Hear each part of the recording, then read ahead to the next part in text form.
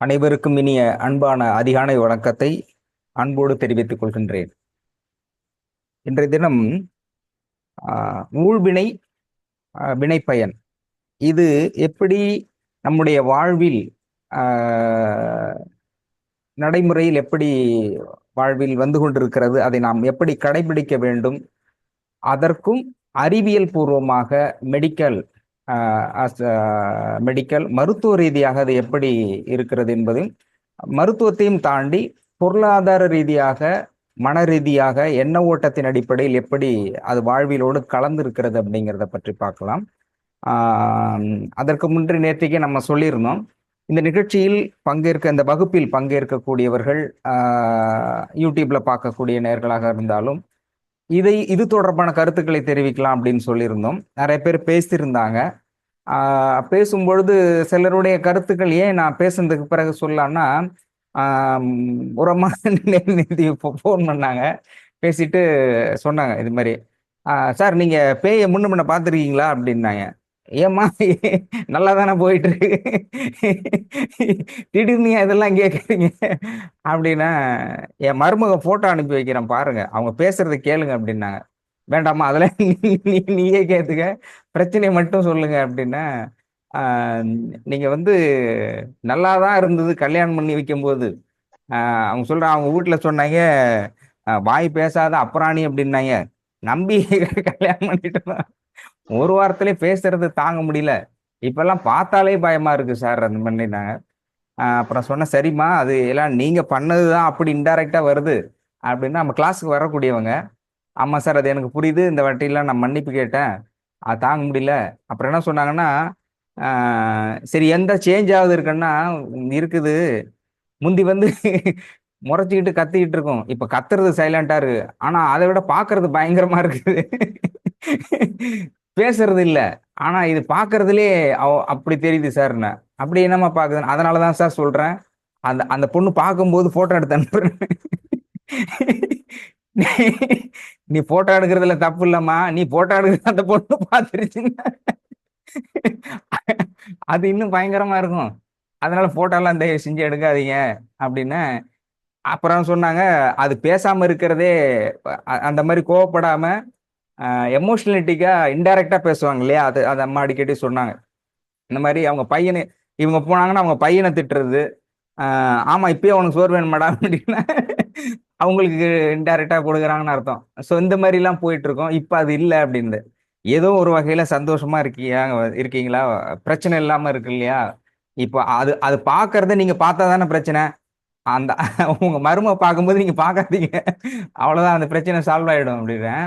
சரி இதை சொல்லணும்னாங்க, தயவு செஞ்சு இதை நீங்க சொல்லாதீங்க, இதே ரேஞ்சில நீங்க சொன்னீங்கன்னு இத ஒருவேளை உங்க மருமக பார்த்து அப்ப நீ என்ன இந்த மாதிரி நினைச்சுக்கிட்டு இருக்கியா அப்படின்னு, ஏற்கனவே ஓரளவு சுமுத்தா நார்மல் ஸ்பீட்ல தான் போயிட்டு இருக்கு, அதுக்கப்புறம் ஜெட்டு வேகத்துக்கு ஆரம்பிச்சிடும். அந்த பிரச்சனைக்கு நாம ஒரு காரணமா இருந்துடக்கூடாது, அதனால அது வேண்டாம் அப்படின்னா, சிலர் சொல்றது அந்த மாதிரி எதை முன்னாடி சொல்லணும், எதை பாசிட்டிவா சொல்லணும்னு இருக்கு, லைவ்ல சொல்லும்போது இது ரெக்கார்ட் ஆகுறதுங்கிறதுனால அதனாலதான் நம்ம கேட்டுட்டு பதில் சொல்லலாம் அப்படின்னு சொன்னேன். நிறைய பேர் சொல்லியிருந்தாங்க, அதுல மதுரையில இருந்து ஒரு அம்மா சொல்லியிருந்தாங்க, அது ரொம்ப உணர்வுபூர்வமானது. அதாவது அவங்களுக்கு ரெண்டு மகள்கள், ரெண்டு மகள்களுக்கு அவங்க ஹஸ்பண்ட் ஒரு நல்ல வேலையில இருந்திருக்காரு. ஸோ ஒரு வீடு கட்டலான்னு வச்சுட்டு இருக்கும்போது பணம்லாம் ரெடி பண்ணி வச்சுக்கோங்க, அன்பார்ச்சுனேட்லயே தவறிட்டாரு.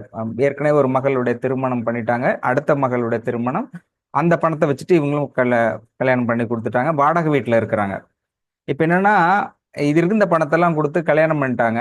அடுத்தது அவங்க வீட்டில் இருக்கணும் அப்படின்னா ரெண்டு மகள்ல யாராவது ஒரு வீட்டில் இருக்கணும், இப்படிப்பட்ட ஒரு சூழல். இந்த இஷ்யூங்கிறது ஒரு திருமணம் அப்படிங்கிற என்ட்ரி இருக்கு இல்லையா, இந்த பீரியட்ல நல்ல கணவன், அந்த இல்ல மனைவி நல்ல மனைவி இது அமைவது, அந்த குடும்ப சூழல், அங்க இருக்கிறவங்க நாத்தனாரு, இந்த மாதிரியான உறவுகள் அப்படிங்கிறது எந்த அளவுக்கு ஆகுறாங்க, எந்த அளவுக்கு அன்போடு இருக்கிறாங்க அப்படிங்கிறது குடும்ப வாழ்க்கை சிறப்பா போகும். அதுக்கு அடுத்தது அதை விட பெரிய விஷயம் என்னன்னா, பெற்றோர்கள் தங்களுடைய குழந்தைகளுக்கு திருமணம் செய்து வைக்கிற இடம் இருக்கு இல்லையா, அது மெரிய டிஃபிகல்டிஸ், குழந்தையை வளர்ப்பதை விட மிகவும் கவலைகரமான விஷயங்கிறது அந்த குழந்தைகளுக்கு திருமணம், ஏன்னா சரியான இடத்துல பார்த்து கல்யாணம் பண்ணி வைக்கணுங்கிறது அவருடைய வாழ்க்கையும், அடுத்தடுத்து இவங்களுடைய அன்பும் தொடர்வது மாதிரி இருக்கணும். அது பெரிய சிக்கலா இருக்கு. அதை விட ரொம்ப ரொம்ப கிரிட்டிக்கலான பொசிஷன், எல்லாருமே என்னென்ன, பேரண்ட்ஸ் எல்லாருடைய எதிர்பார்ப்பும் என்னன்னா, ஏஜ் ஏஜ் ஆக ஆக கடைசி காலகட்டத்தில் நமக்கு நம்முடைய மகனோ அல்லது மகளோ உறவாக வருகின்ற மருமகனோ மருமகளோ ஆதரவாக இருக்க வேண்டும், அன்போடு இருக்க வேண்டும் என்று எல்லாருமே எதிர்பார்ப்பாங்க. அப்படிதான் ரொம்ப பேர் எதிர்பார்ப்பாங்க. அது நியாயமானதும் கூட. அப்போ அந்த இடத்துல அந்த மிஸ்ஸிங் ஆனா இது எல்லாமே கூட கடந்து போயிடலாம். ஆனா அந்த இடத்துக்கிட்ட சரியாக அமையவில்லை உறவு, அது ஆப்போசிட்டா இருக்குன்னா அந்த வலிகளை தாங்குவது மிகவும் கடினமானது. அப்போ இந்த அம்மா 2 பெண் குழந்தைங்க இருக்கு. 2 பேருக்குமே திருமணம் முடிஞ்சிச்சு. நல்லபடியா வச்சிருக்காங்க. அதுல ஆம், இப்போ வாடகை வீட்டுக்கு போகணும். வாடகை அப்ப அவங்களுக்கு அன்எம்ப்ளாய்மெண்ட்டு.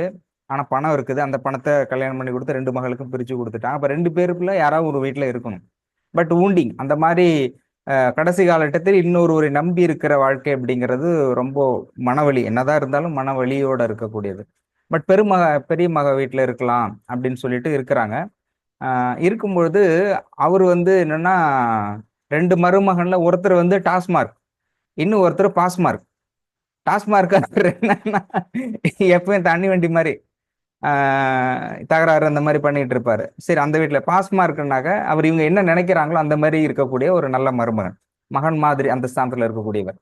இப்போ இந்த இந்த பெரிய மருமகன் வீட்டுல இருக்கிறாங்க, பெரிய மகள் வீட்டுல. அப்போ பயங்கரமா ஒரு இடத்துல தகராறு வருது. அவர் என்ன பண்றாரு, ஒரு கட்டத்துல கோபத்துல அந்த பீர் பாட்டில் இருக்குல்ல, எடுத்து அடிச்சு தூக்கி அடிக்கிறாரு. உடைஞ்சு போகுது. உடைஞ்சு இருக்கும்போது தீப்பெட்டி கொளுத்தி தூக்கி போடுறாரு. ஃபயர் ஆகுது. அதை சொல்லிட்டு இது மாதிரி 2 பேரும் இருக்காதீங்கன்னு சொல்லி தண்ணி எடுத்து அடிச்சு தூக்கி போட்டு போறாரு. அந்த அம்மா அழுகுறாங்க. அன்பார்ச்சுனேட்லி குடத்துல இருக்க தண்ணியெல்லாம் எடுத்து ஊற்றி அணைச்சிடுறாங்க. அணைச்சி தப்பிச்சிடுறாங்க. அப்புறம் பக்கத்துல இருக்கவங்கலாம் வந்து சமாதானம் பண்றாங்க. அப்புறம் அந்த அழுதுகிட்டு அந்த செகண்ட்ல இருந்து மகளை கூட்டிக்கிட்டு சின்ன மக வீட்டுக்கு போறாங்க. அங்க தங்கி இருக்கிறாங்க. எவ்வளவு நாள் தங்கி இருக்க முடியும், அவங்களும் இன்னொரு வீடு தானே. ஒரு ஒரு ஒரு 5 மாதம் கிட்டத்தட்ட இருக்கிறாங்க. அப்புறம் சமாதானம் பண்ணி திரும்ப கூப்பிட்டு வராங்க. மகளை மட்டும் அனுப்பி வைக்கிறாங்க. பெரிய மகனோடு பேசுறதே இல்லை, பெரிய மருமகனோடு பேசுறதே இல்லை. அது ரொம்ப அப்படியே வந்தாலும் எப்பயாவது ஒரு தடவை மட்டும் என்ன எப்படி இருக்கீங்க அப்படி அதோட பார்த்து இருக்காங்க. பட் அவங்க அந்த மனசுல ஊண்டிங்கிறது பயங்கரமா இருந்திருக்கு. எப்ப பார்த்தாலும் அவங்க பார்த்து இப்படி பண்ணிட்டானே, நம்ம பொண்ணை எப்படி வச்சுப்பானோங்கிறது அவங்களோட ஃபுல்லா கவலையை அரிச்சுக்கிட்டே இருக்குது. ஸோ நிகழ்ச்சிக்கு வந்ததுக்கு பிறகு, நம்மளுடைய வகுப்புக்கு வந்த பிறகு அவங்க வந்து மன்னிப்பு கேட்டிருக்காங்க. தொடர்ச்சியா அந்த மருமகன்கிட்ட மன்னிப்பு கேட்டிருக்காங்க. ஹோல் ஹார்ட்டட் இருக்காங்க. அவங்க சொன்னாங்க, டெய்லி வந்து நீங்க எப்படி சொல்றீங்கன்னு தெரியல, ஆனா உண்மையிலேயே கேட்கும்போது மனம் முறியழுது. ஒருவேளை நாம தப்பு பண்ணியிருக்கோமோ, அதனாலதான் இப்படி நடந்துக்கிறாரு. அவர் இப்பயே நான் இருக்கும்போதே அவர் நல்லாயிடணும் அப்படின்னு சொல்லிட்டு அழுகுறாங்க. அழுதுட்டு மன்னிப்பு கேட்டுட்டு இருக்கும்போது ஆஹ் கடந்த வாரம் கடந்த வாரம் வந்து இப்ப ஆனா சின்ன மருமக வீட்டுல இருக்கிறாங்க. அவர் அவரு அவரே வந்து இந்த மாதிரி மனசுல எதுவும் வச்சுக்காதீங்க, நீங்க ஏன் நான் நம்ம வீட்டுக்கு வரவே மாட்டேங்கிறீங்க, இத்தனை வருஷம் ஆயிடுச்சு, வாங்க அப்படின்னு கூப்பிட்டாரு. ஆஹ் கூப்பிட்டாருன்னா திரும்பவும் அவங்களுக்கு மன்னிச்சுட்டாலுங்க தவிர அந்த மன்னிப்பை முழுமையாக கொடுக்க முடியல. அவங்களுக்கு திரும்பவும் அந்த கோபம் அப்படியே நிக்குது. அப்புறம் சொன்னாங்க, திரும்ப நீ சொல்லிக்கிட்டே இருக்கோம் இல்லையா, மன்னிச்சிட்டோம் அப்படின்னாக்க அது மனசுலயே இருக்கக்கூடாது இல்ல, அப்ப நம்ம போய் தான் ஆகணும் அப்படின்னு சொல்லிட்டு அதெல்லாம் மறந்துட்டு உடனே போறாங்க. போயிட்டு ஒரு வாரம் அந்த பெரிய மகளோட வீட்டில் தங்கி இருக்கிறாங்க. தங்கி இருக்கும்போது அவரு அந்த பழைய மாதிரில மற்றபடி 100% மாறல. அவர் இப்பவும் ட்ரிங்க்ஸ் ஹேபிட் இருக்கு. ஆனாலும் கூட அந்த கேரக்டர் மாறி இருக்குது. மருமகள் மருமகன், நம்முடைய மாமியார், மகள் அப்படிங்கிற அவங்களுடைய குழந்தை எல்லாத்தையும் பாதுகாக்கணும், கொஞ்சம் அன்பா இருக்கணும் அப்படிங்கிற விஷயத்துல ஓரளவு கான்சியஸோட இருக்கிறாரு. அப்போ அவங்க பெரிய மகன் வீட்டில இருந்துட்டு எனக்கு ஃபோன் பண்றாங்க, சார் நான் இங்க இருந்து தான் பேசுறேன். உண்மையிலே வந்து யாருக்கு இது என்ன பலன் கொடுக்குதோ எனக்கு தெரியாது, ஆனா எனக்கு நிச்சயமா பலன் கொடுத்துருக்கு. ஒரு வாரமா நான் என்னுடைய பெரிய மகளோட வீட்டில தான் தங்கி இருக்கிறேன். ரொம்ப வருஷத்துக்கு அப்புறம் இப்பதான் வந்திருக்கேன். உண்மையிலேயே நான் எதிர்பார்க்கும்போது 100% மாறலனாலும், நான் வந்து ரொம்ப அண்டர்லைன் பண்ண வேண்டியது என்னன்னா, எனக்கு மன ரீதியாக அந்த கோபம், வெறுப்பு, வேகம், அந்த கவலையெல்லாம் இருந்தது இல்லையா, அது மறைஞ்சு போயிடுச்சு. எப்ப நான் மன்னிப்புக்கிறேன், முதல்ல அது எனக்கு பத்தி, சரி நம்ம தப்பு பண்ணிருக்கோம், மாறிடுவாரு அப்படிங்கிற அந்த ஆட்டிடியூட்ல இருந்து நான் கேட்டுக்கிட்டு இருந்தேன். அதனால அந்த கோபங்கிறது எனக்கு மறைஞ்சிருச்சு.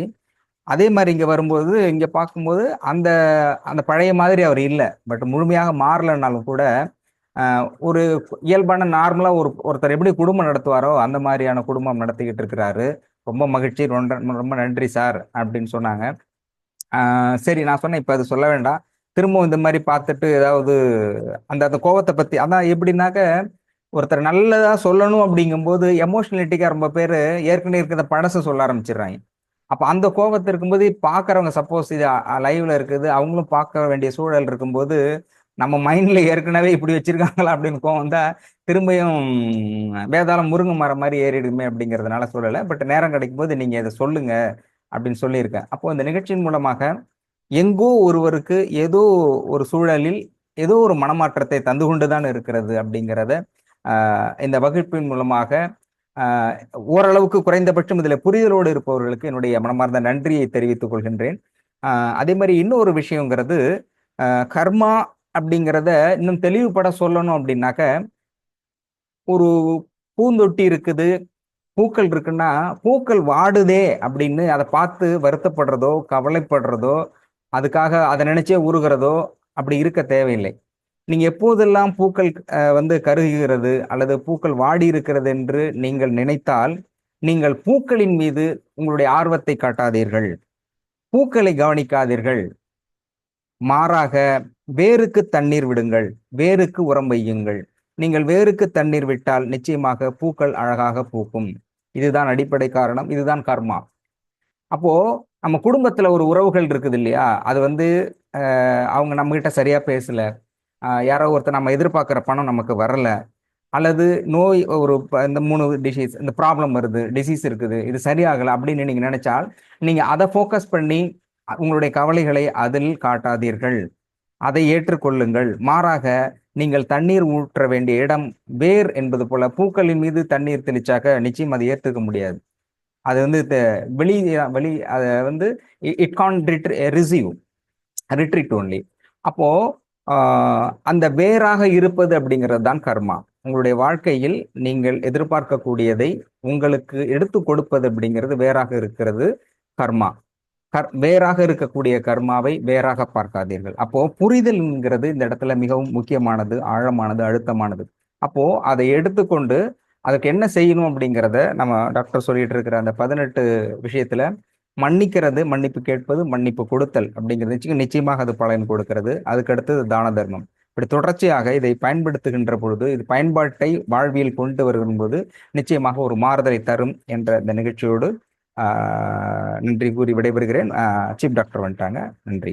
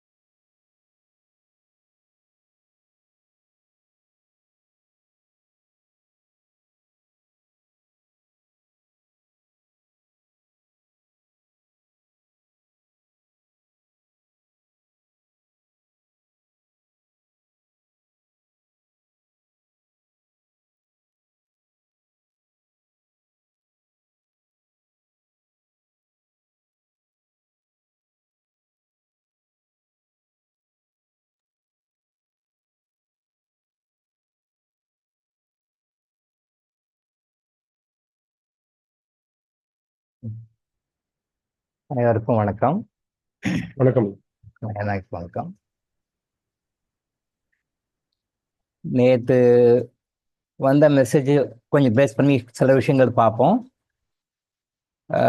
சகோதரர் ஜிஆர் அப்படின்ற ஒரு மெசேஜ் அமைச்சிருக்காரு. சித்த சபையில் போட்ட ஒரு நோட் படிச்சிருப்பீங்கன்னு நினைக்கிறேன். எஸ். உண்ணும் உணவினால்தான் மனிதன் உயிர் வாழ்க்கான் எனில் இந்த உலகில் எந்த மனிதனும் மரணம் அடையக்கூடாது.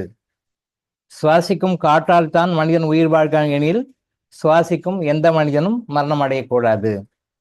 மனிதன் உயிர் வாழவும் மரணம் அடையவும் ஏதோ ஒரு ரகசியத்தை இந்த இயற்கை வைத்துள்ளது. ஓம் நமச்சிவாயா. கரெக்ட்.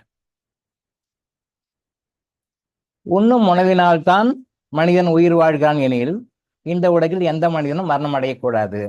அப்புறம் ஏன் மரணம் அடையிறான்? அந்த மரணம் அடையும் வரை அவன் வாழ்க்கை வாழும் காலத்தில் அவனுக்கு ஒரு எனர்ஜி வேணும்.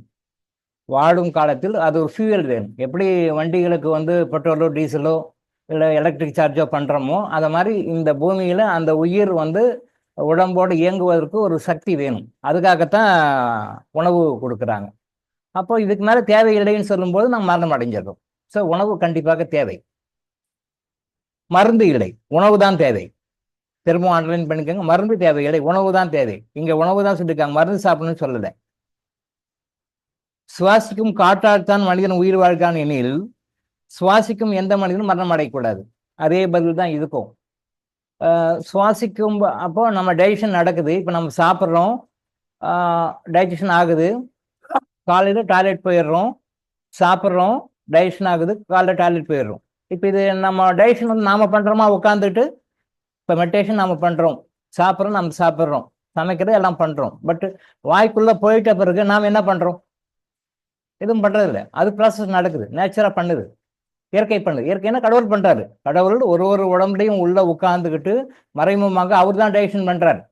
ஏன்னா நாம என்ன பண்ணுறோம்? இட்லி சாப்பிட்றோம், தோசை சாப்பிட்றோம், சப்பாத்தி சாப்பிட்றோம், இல்லை காஃபி டீ சாப்பிட்றோம், இல்லை ஏதோ ட்ரிங்க்ஸ் சாப்பிட்றோம், எல்லாமே அப்படியே தானே இருக்கும். உள்ள அப்படியே இருக்கும். நாம ஒன்றும் பண்ணலையே, சாப்பிட்டு முடிச்சு கை கட்டி வெளியே வந்துடுறோம். பட் அந்த ப்ராசஸ் உள்ளே நடந்து கழிவுகளாக வெளியேறது, உள்ள எனர்ஜியாக மாறுகிறது. இப்போ இந்த ப்ராசஸ் வந்து நம்ம பண்ணலை. தூங்குறோம், நைட் தூங்கிட்டு இருக்கோம், திருப்பி காலைல எழுதுறோம். அப்போ நைட்டு நம்ம என்ன பண்ணுறோம் தெரியல. படுத்தோம், தூங்குறோம், தூக்கம் வருது, தூங்கிடுறோம். அதுக்கு பிறகு காலைல ஒரு ஆஃப்டர் 6 hours 7 hours கழிச்சு எழுதுறோம். நான் 3 hours தூங்குறேன், நான் 3 hours கழிச்சு எழுதுறேன். அப்போ 12 மணிக்கு தூங்குறேன், 3 மணிக்கு எழுதுறேன். அந்த 3 மணி நேரத்துக்கு என்ன நடக்குது எனக்கு தெரியும், உங்களுக்கு எத்தனை பேர் தெரியும்னு தெரியல. பட் நீங்கள் வந்து நைட் 10 மணிக்கு படுக்கிறீங்க, காலைல 5 மணிக்கு எழுதுறீங்க, அல்லது நைட்டு 9 மணிக்கு படுக்கிறீங்க, காலைல 4 மணிக்கு எழுதுறீங்க. இந்த இடைப்பட்ட கேப்ல என்ன நடக்குது? சில பேர் கனவு காண்றேன்றாங்க, அதை விட்டுடுங்க, அது வேற சப்ஜெக்ட். கனவு காண்றோம், கனவு காணல, அது வேற. பட் என்ன நடக்குது, வாட் இஸ் கோயிங் ஆன் தெரியல. தூங்குறோம், காலைல எழுறோம். அப்ப இந்த தூக்கத்துக்கும் அந்த தூக்கம் நடக்கும் பொழுது அங்க உங்களையும் வந்து உயிரோட வாட வச்சுட்டு இருக்கு இல்லையா? அதுதான் காத்து. அந்த காத்து வந்து உயிரோட வாட வச்சிருக்கு. எப்ப போதும், வந்த வேலை முடியுது, அடுத்த கர்மாவுக்கு நீ போகணும், அடுத்த ஜென்மாவுக்கு போகணும் அப்படின்றதோ அப்ப மூச்சு நின்று விடுகிறது. பெர்ஃபெக்ஷனா பண்றதுக்காக தான் சுவாசம். மனிதன் உயிர் வாழவும் மரணமடையும் ஏதோ ஒரு ரகசியத்தை இந்த இயற்கை வைத்துள்ளது. ஏதோ ஒரு ரகசியத்தை இந்த இயற்கை வைத்துள்ளது. ஏதோ ஒரு ரகசியத்தை இந்த இயற்கை வைத்துள்ளது. ஏதோ ஒரு ரகசியத்தை இந்த இயற்கை வைத்து, இப்படியே பல ஜென்மா போயிட்டு இருந்தால்தான் என்ன ரகசியம் சொல்லுங்கன்னு சொல்லி டாக்டர் எனக்கு அனுப்பிச்சு விட்டுருக்காங்க. என்ன ரகசியம்? இப்படியே ஓம் நமச்சிவாய, இப்படியே நடக்குது, இப்படியே ரகசியம் நடக்குது. என்ன ரகசியம் தெரியல. அதைத்தான் டாக்டர் இளங்கோ அனுப்பிச்சு நீ போய் சொல்லுப்பா அப்படின்றாங்க. என்ன ரகசியம்னா, to balance our past life karmas, to balance our past life karmas, to eradicate our past life karmas, to neutralise our past life karmas. நம்மளுடைய பாஸ்ட் லைஃப்ல நம்ம என்ன கர்மாவை கொண்டு வந்திருக்கோமோ, செஞ்சிருக்கிறோமோ, அதை நியூட்ரலைஸ் பண்றதுக்காகவும், அதை அழிக்கிறதுக்காகவும், அதை போக்குவதற்காகவும் தான் மனித பதவி கொடுக்கப்படுது. இங்க அதுக்கு தான் வரோம். இதுதான் ரகசியம். இது ரகசியம் இருக்கு, ரகசியம் இருக்கு, ரகசியம் இருக்குன்னே சொல்லிட்டு இல்லாம அந்த ரகசியம் என்னன்னு புரிஞ்சுக்கோன்னு நாம சொல்றோம். கர்மா எனர்ஜி ஹீலிங்ல டாக்டர் இளங்கோ ஆயுசத்தினோட சொல்லி கொடுக்குறோம். இந்த ரகசியம் என்னன்னா, ஏதோ ரகசியம், மனிதன் உயிர் வாடவும் மரணம் அடையும், ஏதோ ஒரு ரகசியத்தை இயற்கை. என்ன ரகசியம்? இதான் ரகசியம், வேற ரகசியம் எதுவுமே கிடையாது. இதான் ரகசியம். To balance our past life karma. நம்முடைய கர்மாவை சமநிலைப்படுத்தணும். ஏதோ தெரிஞ்சோ தெரியாமலோ தவறு ஏதோ பண்ணிக்கும், நல்லது பண்ணிக்கும். நல்ல கர்மாவை நம்ம சுகப்படுறோம், நம்ம அனுபவிக்கிறோம், என்ஜாய் பண்றோம்.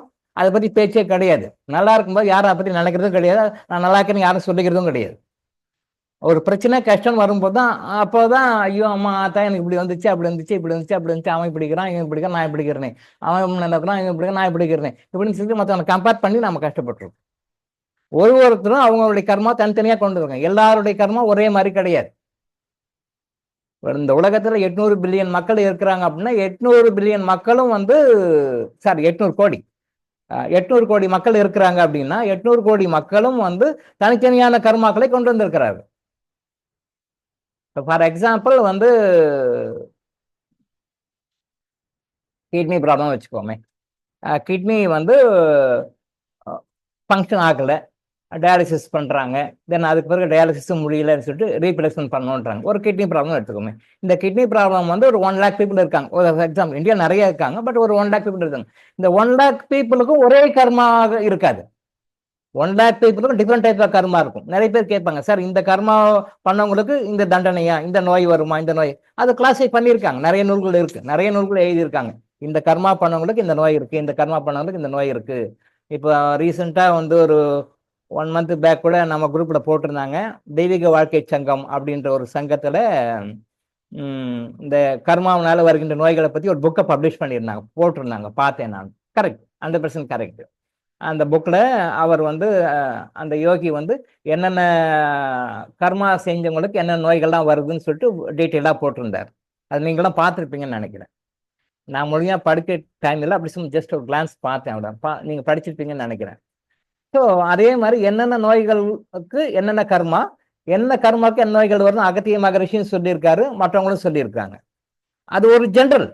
ஆனால் இன்னும் டீப்பா கிளியர் வாய்ஸ்ல பார்க்கும் பொழுது, ஒருத்தர் தனிப்பட்ட கேஸை பார்க்கும் பொழுது ஒரே நோய்க்கு பல விதமான கர்ம வினைகள் காரணங்களாக இருக்குது. அது பொதுவாக ஒரு ஒரு ஒரு தொகுப்பு. அது கரெக்ட், தப்புன்னு சொல்ல முடியாது, கரெக்ட் தான். பட் உள்ள சப்டிவிஷனா உள்ள வரும்போது ஒரே நோய்க்கு பல விதமான காரணங்கள் இருக்கின்றன, பல விதமான கர்மாக்கள் இருக்கின்றன. அந்த கர்மாக்களை வந்து நல்லதை பத்தி பிரச்சனை கிடையாது, கெட்ட கர்மாவை போக்கணும். நம்ம லைஃபுக்கு வர்ற பர்பஸே அதான். அதாவது இந்த பூமிக்கு வர்ற நோக்கமே அதுதான்.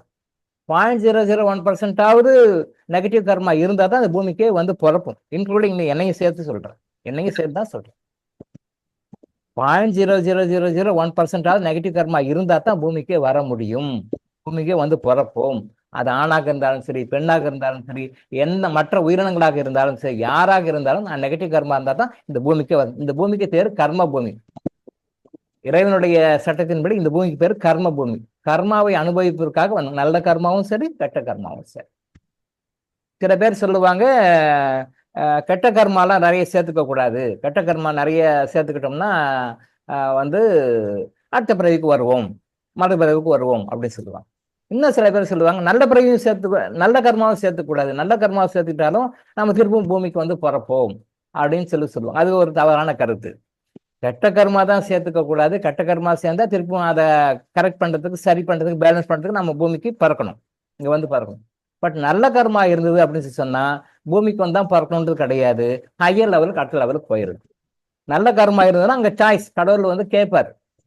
இஸ்லாத்துல சொல்லுவாங்க இல்லையா, நியாய தீர்ப்பு நாள்னு ஒன்று சொல்லுவாங்க, ஜட்ஜ்மெண்ட் டேன்னு சொல்லி இஸ்லாத்துல ஒரு வரும். அந்த ஜட்ஜ்மெண்ட் டே அன்னைக்கு வந்து எல்லாரும் அல்லாஹ் முன்னால போய் நிக்கணும், அத்தனை கோடி மக்களும் அல்லாஹ் முன்னால போய் நிக்கணும், வரிசையா நிக்கணும். அவருக்கு நீ என்னென்ன பாவம் பண்ண அப்படின்றதுக்காக ஒரு பனிஷ்மெண்ட் கொடுப்பாரு, என்னென்ன நல்லது பண்ணதுக்காக ஒரு சொர்க்கம், கவனம்னு சொல்லுவாங்க. குரான்ல வந்து கவனம்ன்ற வேர்டை யூஸ் பண்ணுவாங்க. அந்த அப்போ ஜட்ஜ்மெண்ட் டே அன்னைக்கு அல்லாஹ் முன்னாடி போய் நிக்கணும். அல்லாஹ் வந்து யார் யார் அவங்க என்ன செஞ்சதுக்கு கூலி கொடுப்பாருன்னு சொல்லுவாங்க. நற்கூலி கொடுப்பார், நல்ல விஷயங்களுக்கு நற்கூலி கொடுப்பார், கெட்ட விஷயங்களுக்கு பனிஷ்மெண்ட் கொடுப்பார் அப்படின்றது அவங்களுடைய ஒரு நம்பிக்கை. உண்மையான நம்பிக்கை தான், தவறு கிடையாது. ஸோ அதை தான் நம்ம கர்மான்னு இந்து மதம் சொல்லுது.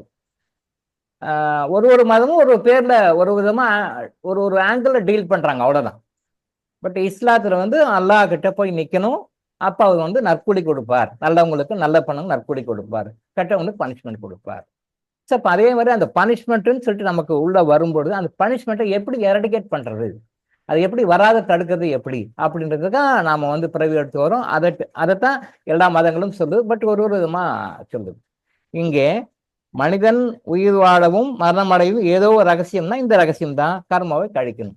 அப்ப குட்கர்மா இருந்தா பூமிக்கு சாய்ஸ், நம்ம பூமிக்கு வரலாம், வந்து இதை அனுபவிக்கலாம், இல்லை வராம ஹையர் லெவல், தேவர் லெவல், அடுத்தடுத்த லெவல் இருக்கு. அது என்னென்ன லெவல்னு நீங்க திருவாசகத்தை கேட்டீங்கன்னா தெரியும், என்னென்ன லெவல் இருக்கு. மனித பிறவிக்கு மேல என்னென்ன லெவல்கள் இருக்கு, மனித பிறவிக்கு கீழே என்னென்ன லெவல்கள் இருக்குன்னு திருவாசகத்துல இருக்கு. திருவாசகத்தை நல்லா பொறுமையா அமைதியா உணர்ந்து பொருள் உணர்ந்து கேட்டீங்க அப்படின்னா, ஏதோ போற போக்கில் கேட்கக்கூடாது, பொருள் உணர்ந்து கேட்டீங்க அப்படின்னு சொல்லி சொன்னா மனித பிறவிக்கு லெவல்ல கீழே என்னென்ன பிறவிகள்லாம் இருக்குன்னு தெரிஞ்சுக்கலாம், மனித பிறவிக்கு மேல என்ன லெவல்கள்லாம் இருக்குன்னு தெரிஞ்சுக்கலாம். அப்ப அந்த குட்கர்மா இருந்ததுன்னா மனிதனாகவும் இருக்கலாம், மனிதனுக்கு மேலேயும் அடுத்தடுத்த லெவலுக்கு போகலாம். அப்ப குட்கர்மா சேர்த்துக்கிறது தான் நம்முடைய வாழ்க்கையுடைய எய்மா இருக்கணும், நோக்கமாக இருக்கணும். ஈச் அண்ட் எவ்ரி மொமெண்ட்லையும் நமக்கு அந்த கர்மா மேலேயே கவனம் இருக்கணும், குட்கர்மாவே சம்பாதிச்சுக்கணும். அது ஹையர் லெவலுக்கு போகலாம், மனித பிறவி எடுக்கலாம். ஆனா பெரும்பாலும் யாரும் 99%, 99.9% யாரும் வந்து குட்கர்மா இருக்கும் திருப்பி இங்க வரத்துக்கு விரும்பப்பட மாட்டாங்க, மேலே போயிடுவாங்க. அது ஹையர் லெவலுக்கு போயிடுவாங்க. டிவைன் அப்படியே மேலே கொண்டு போயிடும். அந்த பேட் கர்மான்னு பாயிண்ட் ஒன்று தான் திருப்பி பிடிச்சி போடு, இங்கே கீழே போட்டு திருப்பி ஃபெயில் பண்ணி கீழே போட்டுருவாங்க. பாஸ் ஆகிட்டோம்னா மேலே போயிடுவோம், ஃபெயில் ஆகிட்டோம் திருப்பி அடுத்த ஸ்டாண்டர்ட் கீழே போடுறோம். பாஸ் ஆகிறோமா ஃபெயில் ஆகிறோமான்னு தான். ஆனால் நிறைய பேர் ஃபெயில் ஆகுறாங்க. அதாவது வந்து திருவள்ளுவர் ஒரு திருக்குறளை எழுதியிருப்பார், பிறவி பெருங்கடல் நீந்துவர் நீந்தார் இறைவனடி சேராதார். பிறவி பெருங்கடல் நீந்துவர் நீந்தார் இறைவனடி சேராதார். இது வந்து பரிமேலழகர் முதல் கொண்டு ஒருத்தரும் ஒரு ஒரு விளக்கம் கொடுத்துருப்பாங்க, ஒரு விளக்க உரை கொடுத்துருப்பாங்க. ஈவன் கருணாநிதி முதலமைச்சராக இருந்த கருணாநிதி கூட அவர்கள் கூட எழுதியிருக்கிறாங்க, ஒரு குறை எழுதியிருக்கிறாங்க, 7-8 பேர் எழுதியிருக்காங்க. அது அரசாங்கத்தினால் முதல்ல அங்கீகரிக்கப்பட்டது வந்து பரிமேலழகர் எழுதிய உரையை வந்து திருக்குறளுக்கு உரையாக எடுத்துக்கொள்ளலாம் அரசாங்கம் அனுமதித்தது. இப்ப யார் வச்சிருக்காங்க? இப்போ படிக்கிற திருக்குறளுக்கு அந்த விரிவுரை வந்து விளக்க உரை வந்து முன்னாள் முதலமைச்சர் கருணாநிதி எழுந்து வச்சிருக்காங்களா இல்ல பரிமேலழகர் எழுந்து வச்சிருக்காங்களான்னு தெரியல. நான் படிக்கும்போது பரிமேலழகர் உரை இருந்தது, இப்ப எப்படி இருக்குன்னு எனக்கு தெரியல, எஜுகேஷன் சிஸ்டம் எப்படின்னு எனக்கு தெரியல. பட் அந்த உரைகள் எழுதுனவங்க கொஞ்சம் பார்த்தீங்கன்னா கொஞ்சம் வித்தியாசம் இருக்கும், ஒருத்தர் கொஞ்சம் கொஞ்சம் வித்தியாசம் இருக்கும், கொஞ்சம் வித்தியாசம் இருக்கும். ஒருத்தர் ஒன்று சொல்லுவார், இன்னொருத்தர் ஒன்று சொல்லுவார், கொஞ்சம் வேரியேஷன் இருக்கும். என்ன சொல்ல வராங்க இந்த குறளுக்கு? என்ன விளக்கம்னா, பிறவி பெருங்கடல் நீந்துவர் நீந்தார் இறைவனடி சேராதார். அதுக்கு சரியான விளக்கம் என்ன அப்படின்னா, இந்த பிறவி வந்து ஒரு பெருங்கடல் மாதிரி, பிறவி வந்து பெருங்கடல் மாதிரி. இந்த கடலை எப்படி தாண்டணும் அப்படின்றதான் மேட்டர். எல்லாருமே அந்த பிறவி பெருங்க தாண்டியே ஆகணும், இந்த கரையிலிருந்து அந்த கரைக்கு போயே ஆகணும், எல்லாருமே போய் ஆகணும். பூமியில பிறந்த அந்த 800 கோடி மக்களும் பிறவி பெருங்கல் நீந்தியே ஆகணும். இந்த பிறவி பெருங்கல் நீந்தும் பொழுது இப்ப நீந்துறவங்க தான் அந்த அந்த கரைக்கு போனவங்க தான் இறைவனடி சேர்ந்தவங்க. இறைவனடி சேராத வந்து நீந்தாத மூழ்கிறவங்க. ஒண்ணு இந்த பக்கம் கரையில இந்த பக்கம் கரையில இருக்கிறவங்க, அல்லது நடுக்கடல மூழ்கிறவங்க. இவங்க தான் இறைவனடி சேராதார், ஃபெயில் ஆகிறவங்க. பாஸ் ஆகிறவங்க அப்படியே அந்த கடலை தாண்டி அப்படி போயிடுவாங்க. ஃபெயில் ஆகிறவங்க மூழ்கிடுவாங்க, இல்ல பயந்துட்டு நான் போக மாட்டேன் பயமா இருக்குது அப்படின்னு சொல்லிட்டு இங்கே நின்றுடுவாங்க அல்லது போவாங்க. இந்த குரூப் தான் நம்ம குரூப். அந்த பக்கம் பிறகு எடுத்து போயிட்டுனா அது உலகத்துல ஏன் 7 கடல் இருக்கு? பெருங்கடல்கள் வந்து 7 கடல் இருக்கு. ஏன் 7 கடல்னு யோசனை பண்ணீங்களா? 7 பிறவியை குறிக்கிறது தான் அது. 7 கடல் உலகத்துல மொத்தம் பெருங்கடல்கள், ஓஷன் சொல்லுவோம் இல்லையா, சின்ன சின்ன கடல்கள். சி கிடையாது, சி வந்து சாதாரண சின்ன கடல், ஓஷன் பெருங்கடல். உலகத்துல 7 ஓஷன் இருக்கு. ஏன் 7 ஓஷன்? 7 பிறவிகள், மினிமம் 7 பிறவிகள் நம்ம வெளியே போயிட முடியும்ன்றது இறைவன் கொடுத்த ஒரு ஃபெசிலிட்டி. அது நம்ம ஒரு 7 பிறவில நீ கிராஸ் பண்ணி எல்லாத்தையும் கடிச்சிட்டு வந்துரு அப்படின்னு சொல்லிட்டு அவர் நம்ம கொடுக்குறாரு. அந்த 7 பிறவி குறிப்பதுதான் இந்த பூமியில இருக்கின்ற 7 கடல்கள். சிம்பாலிக்கா சொல்லியிருக்காங்க, எல்லாமே சிம்பாலிக்கா தான் சொல்லியிருக்காங்க. அதை டீகோட் பண்ண தெரியல, தப்பா டீகோட் பண்றாங்க, தப்பா பிறவி மேல பிறவி எடுத்துட்டு இருக்காங்க. என்ன காரணம் தெரியாம இப்படி வேதாந்தம் பேசிக்கிட்டே தப்பா போயிட்டு இருக்காங்க. பிறவி பெருங்கடல் நீந்துவர் நீந்தார் இறைவன் அடி சேராதார். இறைவன் சேர்ந்தே ஆகணும். பர்பஸ் ஆஃப் லைஃப் வந்து இறைவன் ஒளிக்கிட்டே இருந்து வரும், திருப்பி ஒளிக்கிட்ட போகணும், அங்கேருந்து வரும், திருப்பி அங்கேதான் போய் சேரணும். இதுல வந்து எங்கேயும் டைவர்ட்லாம் ஆக முடியாது. எவ்வளவு டைம் நீங்க எடுத்துக்கிறீங்க அப்படிங்கிறத பொறுத்துதான். அப்போ இந்த 7 கடல்கள் வந்து 7 பிறவியை குறிக்கிறது. மினிமம் 7 பிறவிலையாவது வெளியே வந்துரு. ஆனா 7000 பிறவி தாண்டி இன்னும் தமிழ்நாட்டிலேயும் இன்னும் நிறைய உயிர்கள் இருக்காங்க, ஆத்மாக்கள் இருக்காங்க. 7000 பிறவி தாண்டியும் கூட பிறவியற்ற நிலைக்கு போகாம தமிழ்நாட்டிலேயே நிறைய பேர் இருக்காங்க. ஏன்னா தமிழ்நாடு தான் கடவுள்கிட்ட அடையறதுக்கு முன்னாடி பாயிண்ட், ரீச்சிங் பாயிண்ட். அது இது கட்ட ஜம்ப் பண்ணி கடவுள்கிட்ட போயிடலாம், இதுதான். ஆனா அங்கேயே தமிழ்நாட்டிலே 7000 பிறவிகளுக்கு மேல ஒன்னு எடுத்துட்டு லெவலுக்கு போகாம இருக்காங்கன்னா பாத்துக்கோங்க. இப்போ இந்த கடலை தாண்டி போகணும். கடலை தாண்டி போறதுக்கு நம்ம கிட்ட என்ன இருக்கு? நீச்சல் அடிச்சுட்டும் போகலாம், படகுலையும் போகலாம், கப்பல்லையும் போகலாம், எப்படி வேணாலும் போகலாம். இந்த பிறவி பெருங்கடல் அதை தாண்டி கிராஸ் பண்ணி நீந்தி வர்றது வந்து எப்படி வேணா போகலாம். மேனுவலாவும் போகலாம், நீச்சல் அடிச்சுட்டே போகலாம், படகுலையும் போகலாம், கப்பல்லையும் போகலாம். எது போறது ரொம்ப சேஃப்டி?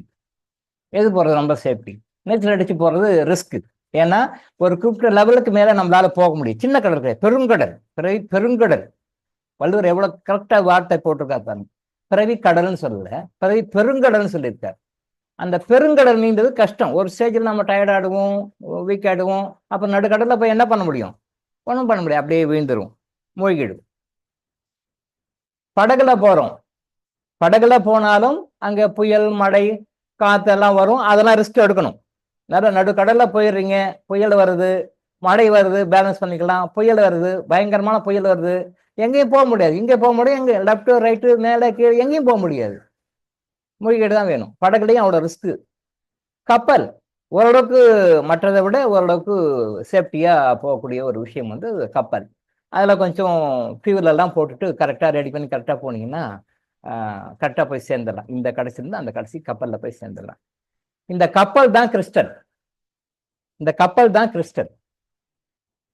இன்னைக்கு இருக்கிற மக்களுக்கு, இன்னைக்கு இருக்கிற இந்த நூற்றாண்டுல வசிக்கின்ற மக்களுக்கு பிறைப்படுங்கள் நீந்துவதற்கு அவங்களுக்கு என்ன கையில இருக்கிற ஒரு shipping facility, shipping company, ship அப்படின்னா கிறிஸ்டல். இந்த கிறிஸ்டலை முறையா நீங்க பயன்படுத்தினா பிறைப்பெருங்கடை தாண்டி விடலாம். பிறைப்பெருங்கடை தாண்டறதுக்கு என்ன பண்ணணும்ன்றது கரெக்டா சொல்லும். இப்போ நீங்க கப்பலை வந்து கிராஸ் பண்ணணும். ஒரு 10,000 கிலோமீட்டர் நீங்க நாட்டிக்கல் மைல்னு சொல்லுவாங்க. நம்ம லேண்ட்ல வந்து மைல் சொல்லுவோம். அதே வந்து கடல்ல வந்து நாட்டிக்கல் மைல்னு சொல்லுவாங்க. இங்கிலீஷ்ல நாட்டிக்கல் மைல்னு சொல்லுவாங்க. இந்த மைல் வேற, அந்த மைல் வேற. இந்த மைலுடைய லெங்த் அளவுக்கும் நாட்டிக்கல் மைலுடைய லெங்த் அளவுக்கும் வித்தியாசம் இருக்கு. அது எனக்கு அவ்வளவா தெரியல. பட் அது நாட்டிக்கல் மைல் தான் கால்குலேஷன் பண்ணுவாங்க. இந்த கிலோமீட்டர்ல போட மாட்டாங்க. பட் ஒரு அண்டர்ஸ்டாண்டிங்காக நம்ம கிலோமீட்டர்னு பேசுவோமே, ஒரு அண்டர்ஸ்டாண்டிங் நாட்டிக்கல் மைல் எடுத்துக்கணும். ஒரு 10,000 நாட்டிக்கல் மைல் போகணும். 10,000 நாட்டிக்கல் மைல், 10,000 கிலோமீட்டர் போகணும். ஒரு எக்ஸாம்பிளுக்காக அண்டர்ஸ்டாண்டிங்காக வச்சுக்கணும். 10,000 கிலோமீட்டர் போகணும். அப்போ அந்த 10,000 கிலோமீட்டர் போகிறதுக்கு உங்களுக்கு எவ்வளோ ஃபியூயல் வேணுமோ, எவ்வளோ ஃபெசிலிட்டி வேணுமோ, மத்தியில் போய் நடுக்கடலில் போயிட்டு என்ஜின் ஆஃப் ஆகி போச்சு, என்ஜின் ரிப்பேர் ஆகி போச்சு, என்ன பண்ணுவீங்க? என்ன பண்ணுவீங்க? ஒன்றும் பண்ண முடியாது. இந்த பக்கம் ஒரு 2,000 கிலோமீட்டர், இந்த பக்கம் 2,000 கிலோமீட்டர், எந்த பக்கமான நடுக்கடல் நிற்குதுங்க. உங்களுக்கு யாராவது ரிஸ்க்கு வரணும்னா கூட யாராவது வந்தால் தான் முடியும். அது அவங்க மெசேஜ் போய் அவங்க வரணும் கூட ரிலீஸ் பண்ண. அது வரைக்கும் அங்கே புயல், மழை, மற்ற சந்தோஷம் இல்லாமல் இருக்கணும் இல்லையா? இப்போ அந்த கிறிஸ்டல் என்கின்ற அந்த ஷிப்பில் வந்து நீங்கள் சேஃப்டியாக போங்க. அந்த கிறிஸ்டல் சேஃப்டியாக போங்க அப்படின்னும் போது, கடலை பிறவிப்படங்களை தாண்டணும் அப்படின்னும் பொழுது அதுக்கு உண்டான இதெல்லாம் வேணும் இல்லையா? எல்லாமே வேணும். உங்களுக்கு தேவையான அந்த உணவு வேணும். என்னென்னலாம் உங்களுக்கு கடல் தாண்டி அந்த பயணம் முடியணுமோ, ஃபார் எக்ஸாம்பிள் ஒரு 1 மந்த் நீங்கள் ட்ராவல் பண்ணணும்னு வச்சுக்கோங்களேன். அந்த 1 மந்த்துக்கு உண்டான தேவையான விஷயங்கள் எல்லாம் அங்கே இருக்கணும். தண்ணி முதல் கொண்டு, அந்த தண்ணியை மட்டும் குடிக்க முடியாது. கடலை இருக்கிற தண்ணி எடுத்து குடிக்க முடியாது. நிறைய எவ்வளோ தண்ணி இருந்தாலும் ஒரு பழமொழி சொல்லுவாங்க வில்லேஜில் லோக்கலில், ஆத்துறப்ப தண்ணி போனாலும் நாய்க்கு என்னமோ நக்கு தண்ணி தான்னுவாங்க. அது அருமையான வாழ்க்கை கருத்து. அது நம்ம கேட்கறதுக்கு கொஞ்சம் அது என்னடா ரொம்ப அசிங்கமா இப்படி கேவலமா சொல்றாங்களே அப்படின்னு சொன்னா நினைக்கிற மாதிரி இருந்தாலும் கூட, ஆத்துறப்ப தண்ணி போனாலும் நாய்க்கு என்னமோ நக்கு தண்ணி தான். அது மட்டும் குடிக்க முடியாது, நக்கி நக்கி தான் குடிக்கணும். அவ்வளோ தண்ணி போனாலும் எவ்வளோ தாகமா இருந்தாலும் நக்கி நக்கி தான் குடிக்கணும். வேற வழி இல்லை. அவ்வளோதான் குவான்டிட்டி எடுக்க முடியாது. அதனால நம்மள மாதிரி ஒரு டம்ளர் போட்டோ, சொம்பு போட்டோ, வேற ஏதாவது கண்டெய்னர் போட்டோ மொண்டு குடிக்க முடியாது. சரியாதான் சொல்லிக்காங்க. நீங்க எல்லா பழமொழிக்கு பின்னாடி ஒரு கருத்து இருக்கு. அது கொஞ்சம் கேவலமா இருந்தாலும், கொஞ்சம் விரசமா இருந்தாலும் கூட, அதை கேட்கும் பொழுது கொஞ்சம் அப்படி திங்க் பண்ணி பார்த்தீங்கன்னா, எந்த அளவுக்கு அனுபவிச்சு நம்ம தமிழ் மக்கள் வந்து பழமொழியை காயின் பண்ணி உருவாக்கி இருக்காங்கன்னு பாருங்க. ஆத்துறப்ப தண்ணி போனாலும் நாய்க்கு என்னமோ நக்கு தண்ணி தான். அதுக்கு மேலே அது பண்ண முடியாது. தேனை பூசிட்டு தெருவெல்லாம் புரண்டாலும் ஒட்டுறது தான் ஒட்டும். எவ்வளோ அருமையா சொல்லியிருக்காங்க பாருங்க. தேனையே பூசிக்கிட்டு தெருவெல்லாம் புரண்டு புரண்டு போன நிறைய மண் ஒட்டுமா? என்ன ஒட்டுமோ அதான் ஒட்டும், அதுக்கு மேலே ஒட்டாது. தேனை பூசிக்கிட்டு தெருவெல்லாம் புரண்டாலும் ஒட்டுறது தான் ஒட்டும், அதுக்கு மேலே ஒட்டும். நம்ம கர்மா எவ்வளோ அலோவ் பண்ணோம் அவ்வளோதான் நமக்கு கிடைக்கும், அதுக்கு மேலே கிடைக்காது. அப்போ கர்மாவை நல்லா டெவலப் பண்ணி கர்மாவை கிரியேட் பண்ணிட்டா நமக்கு ஒன்றாவது கிடைக்கும். கர்மா கம்மியாக வச்சுக்க வேண்டியது, ஆனால் எனக்கு நிறைய ஒட்டணும்னு கேட்க வேண்டியது. ஒட்டாது. தேனையே பூசிக்கிட்டு தெருவெல்லாம் புரண்டாலும் ஒட்டுறது மண்ணு தான் ஒட்டும். பழமொழி. இப்போ கடலுக்கு வருவோம். இந்த கடல்னு வரும் பொழுது அப்போ நியர ஃபியூயல் வேணும். முக்கியமாக சாப்பிட்றீங்களோ சாப்பிட்லையோ, தண்ணி குடிக்கிறீங்களோ குடிக்கலையோ, அங்கேருந்து மூவ் ஆகிறதுக்கு அந்த கப்பலுக்கு எரிபொருள் வேணும். எரிபொருள் வேணும். அப்போ அந்த எரிபொருள் எவ்வளோ கூட வேணும்? நீங்கள் வந்து ஒரு ஷார்ட் டிஸ்டன்ஸ், ஒரு 1000 கிலோமீட்டர் போகணும், 2,000 கிலோமீட்டர் போகணும், 10,000 கிலோமீட்டர் போகணும்னா அதுக்கு தகுந்த மாதிரி நீங்கள் மைலேஜுக்கு தகுந்த மாதிரி ஃபியூயல் வண்டியில் இருக்கணும், எரிபொருள் இருக்கணும். நீங்கள் 10,000 கிலோமீட்டர் டிராவல் பண்ணணும், ஒரு 2,000 கிலோமீட்டருக்கு நீங்கள் ஃபியூல் வச்சுட்டீங்க வச்சுங்க, அப்போ என்ன பண்ணுவோம்? அங்கே போய் நின்றுக்குவீங்க. ஒரு 5000 கிலோமீட்டர் டிராவல் பண்ணும், 2000 கிலோமீட்டருக்கு உண்டான ஃபியூல் இருக்குன்னு வச்சுங்க, ஏன்னா நின்றுடுவீங்க. நீங்க 10,000 கிலோமீட்டருக்கு டிராவல் பண்ணும், 10,000 கிலோமீட்டருக்கு உண்டான ஃபியூல் வச்சிருக்கீங்கன்னா சேஃப்டி. நீங்க 10,000 கிலோமீட்டருக்கு டிராவல் பண்ணும்போது ஒரு 15,000 கிலோமீட்டர் போற அளவுக்கு எக்ஸ்ட்ராவா ஃபியூல் வச்சுன்னா இன்னும் சேஃப்டி. இந்த கிறிஸ்டல் ஏன் ரேட் டிஃபரன்ஸ் ஆகுதுன்னு சொல்லியிருக்கேன் இல்லையா? அதாவது வந்து 3 to 5 கிராம்ஸ் தான், பட் 10,000 இருந்து 10 crores வரைக்கும் கூட இருக்குன்னு சொல்லியிருக்கேன். 10,000 இருந்து 10 crores வரைக்கும் கூட இருக்குன்னு சொல்லியிருக்கேன். அதே வெயிட் தான், அதே டைமென்ஷன் தான், பட் அது ஏன் வேல்யூ அப்படின்னா அதுல உள்ள அந்த இருக்கிற சமாச்சாரங்கள் தான். இன்விசிபிள் மேட்டர்ஸ் உள்ள இருக்கு இல்லையா? அந்த absorption power, grasping power, retaining power, வெளியில அனுப்புற பவர், இது நிறைய விஷயங்கள் கிட்டத்தட்ட 12-13 வகையான விஷயங்கள் உள்ள அந்த கிறிஸ்டலுக்குள்ள இருக்கு. 12-13 வகையான விஷயங்கள் இருக்கு. அந்த விஷயங்கள் வந்து கிறிஸ்டல் டு கிறிஸ்டல் வேரி ஆகும். பார்க்கறதுக்கு சைஸ் ஒண்ணுதான், லெங்த், பர்த், கலரு, டைமென்ஷன் எல்லாம் ஒண்ணுதான். பட் அதுக்குள்ள உள்ள இன்பில்ட்டா இருக்கிற விஷயங்கள் வந்து அவ்வளவு விஷயங்கள் இருக்கு. அந்த இன்பில்ட்டா இருக்கிற விஷயங்களை ஒருத்து தான் அந்த பூமியிலிருந்து வெட்டி எடுக்கும் போது அதுக்குண்டான சக்திகள் கிடைக்குது. அதுக்குண்டான ரேட்டை வச்சு நம்ம கொடுக்குறாங்களே வழியே, விஷயம் என்னன்னா அது எந்த அளவுக்கு கெப்பாசிட்டியா உள்ளதுன்றதுதான். அப்போ நீங்கள் 10,000 கிலோமீட்டர் போறதுக்கு என்ன மாதிரியான ஃபியூல் உங்களுக்கு கெப்பாசிட்டி வேணுமோ 10,000 போகணும். அதுக்கு மேலே கொஞ்சம் எதுக்கும் சேஃப்டி எக்ஸ்ட்ராவும் இருக்கணும். சப்போஸ் டேமேஜ் ஆச்சு, வழியில் லீக் ஆச்சு, பெட்ரோல் டேங்க் கிளியராச்சு, டீசல் டேங்க் கிளியராச்சு, பெட்ரோல் டேங்க் கிளியராச்சு அப்படின்னு நம்ம கொஞ்சம் எக்ஸ்ட்ரா ஸ்பேர்ல வச்சுக்கிற மாதிரி, அது மாதிரி கொஞ்சம் எக்ஸ்ட்ராவா ஸ்பேர்ல கிறிஸ்டல் வச்சு அந்த பவர் இருக்கிற கிறிஸ்டல் யூஸ் பண்ணோம்னா அதை தாண்டி விடலாம். அதுக்காக தான் ரேட் வந்து உங்களுக்கு என்ன பிரச்சனை இருக்கோ, எந்த மாதிரி சூழ்நிலை நீங்க கடந்து வரணுமோ, என்ன மாதிரி நெகட்டிவ் நீங்க கடந்து வரணுமோ அதுக்கு தகுந்த மாதிரி கெப்பாசிட்டியில் கிறிஸ்டல் வாங்குங்க அப்படின்னு சொல்ல காரணம் வந்து அதுதான். ஆனா பெரும்பாலான மக்கள் மினிமம் 10,000 சார் 10,000 கொடுத்துருங்க, அதே கொடுங்க. என்னுடைய பிரச்சனையை போக்குறதுக்கு 5 lakhs கிறிஸ்டல் வேணுமா, 10 lakhs கிறிஸ்டல் வேணுமா, 1 crore கிறிஸ்டல் வேணுமா, எவ்வளோ கிறிஸ்டல் வேணும், இல்லை 50,000 கிறிஸ்டல் வேணுமா, 70,000 கிறிஸ்டல் வேணுமா அப்படின்னு அது கேட்கறது கிடையாது. பெரும்பாலான மக்கள் வந்து கிறிஸ்டல் என்ன சார் விலை இருக்கு, 10,000 இருக்கு, 10 crores இருக்கு, ஓ அப்படியா சரி 10,000 கொடுத்து ஓகே. பட் அவங்க ப்ராப்ளம் வந்து 5 lakhsல இருக்கிற கிறிஸ்டல் கொடுத்தாதான் அவங்களுடைய ப்ராப்ளத்தை கரெக்ட் பண்ணும், அவங்களுடைய நோயை சரி பண்ணும், அவங்களுடைய ப்ராப்ளத்தை சரி பண்ணும். பிகாஸ் அவங்களுடைய நோயும் அவங்களுடைய கர்மாவும் அவங்களுடைய பிரச்சனைகளும் அப்படி இருக்கும். பட் அவங்க அதுக்கு போக மாட்டாங்க. 10,000 கொடுத்துருங்க டாக்டர், 1 கொடுங்க, 2 வைக்கணும் நீங்க மாட்டேன் சரி 2 கொடுங்க போதும். அப்போ அது என்ன பண்ணும், பாதியில கொண்டு போய் விட்டுரும். பாதியில போய் கடலில் நடுக்கட்டில் போய் பாதியில விட்டுரும். அவ்வளோதான் பண்ண முடியும், அதுக்கு மேலே அது போக அப்படின்னு நின்றுக்கும். பட் மூழ்க விடாது. அது கிறிஸ்டல் இருந்தால் சேஃப்டி தானே. அப்போ என்கிட்ட அடுத்த டிஸ்டன்ஸை தாண்ட முடியாது, அப்போ அங்கேயும் நின்றுக்கும், அவ்வளோதான். ஸோ அப்போ அதான் நாம சொல்றோம், யாருடைய பிரச்சனைகளுக்கு தகுந்த மாதிரி, யாருடைய கஷ்டங்களுக்கு தகுந்த மாதிரி, யாருடைய சூழ்நிலைகளை கர்மங்களுக்கு தகுந்த மாதிரி அதுக்கு தகுந்த மாதிரி வாங்கிக்கோங்க. அப்போ நீங்க சொல்லுங்க டாக்டர், அதை நான் சொல்லக்கூடாது, அது அவங்க கர்மா தான் டிசைட் பண்ணும். நிறைய பேர் கேட்பாங்க, நீங்க சொல்லுங்க டாக்டர் நான் வாங்கிக்கிறேன், நீங்க சொல்லுங்க டாக்டர், அதை நான் சொல்லக்கூடாது. நான் வழி மட்டும்தான் காட்ட முடியும், அதை நான் சொல்லக்கூடாது. பிகாஸ் அது கோட் ஆஃப் எத்திக்ஸ், நான் சொல்லக்கூடாது. அது அவங்க கர்மா தான். டிவைன் வந்து அவங்க மைண்ட்ல உட்காந்து, அவங்க பிரெயின்ல உட்காந்து, அவங்க சூழ்நிலையை சிந்தனை பண்ணி இவ்வளோ ரேட்டில் வாங்கிக்கலாம், கடன் வாங்கியாவது வாங்கலாம், அநியாய வட்டிக்கு வாங்கியாவது வாங்கலாம், இல்லை நம்ம எது கடன்லாம் வாங்க வேண்டாம், ரிஸ்கெல்லாம் எடுக்கணும், கையில் இருக்கிறத வச்சு வாங்குவோம். அதான் பல சிந்தனைகளை கொடுக்கும். இது வாங்கணுமா, இது என்ன கல், இது போய் என்ன பண்ணும், இது போய் என்ன செஞ்சிட போகுது, அப்படி பல நெகட்டிவ் தாட் ஃபார்ம்ஸ் எல்லாம் கொடுக்கும். நிறைய நெகட்டிவ் தாட் ஃபார்ம் கொடுக்கும். இவ்வளோ வாங்கலாம், அவ்வளோ பல விதமான விஷயங்கள்லாம் வந்து ஒரு போட்டு குழைத்து விடும். டிவைன் பண்ணி விடுவார். அந்த வேலையை அவர் செய்தார். அவர் தான் பிள்ளைங்க கிண்டி விட்டு தொட்டிலையும் ஆட்டுற ஒரு வேலையை கடவுள் வேலை தான். அது அவர் தான் செய்வார். பார்க்க நல்ல பிள்ளையாவே இருப்பார். பண்ற வேலையெல்லாம் அவர் தான், எல்லா கட்டும் அவர் தான் பண்றாரு. கிண்டி விட்டுறதும் அவர் தான். ஆஹா கஷ்டப்படுறியா குழந்தை அப்படின்னு சொல்லி ஆறுதல் சொல்லி முதுகு தாடி விட்டு சப்போர்ட் பண்றதும் அவர். 2 வேலையும் அவர் தான். ஏன் பண்றாருன்னு தெரியல. அதான் இங்க ரகசியம். அதான் இந்த ரகசியம். இந்த ரகசியத்தை புரிஞ்சு, கர்மா தான். இந்த கர்மாவுக்காக தான் இறைவன் இந்த வேலையெல்லாம் உங்களுக்கு செய்யறாரு. ஸோ அப்போ அந்த கிறிஸ்டலுடைய ரேட் வர்றது கூட இந்த ரேட்ல வாங்கிக்கிங்க, இந்த குவான்டிட்டியில வாங்கிக்கிங்க, இந்த வேல்யூல வாங்கிக்கிங்கன்னு சொல்ல காரணம் வந்து அதுதான். பட் ரேட்டு நான் சொல்லக்கூடாது, எனக்கு இறை சட்டமாக விதிக்கப்பட்டது சிதர்களுடைய உத்தரவுனால அதை நான் சொல்ல முடியாது, சொல்லக்கூடாது.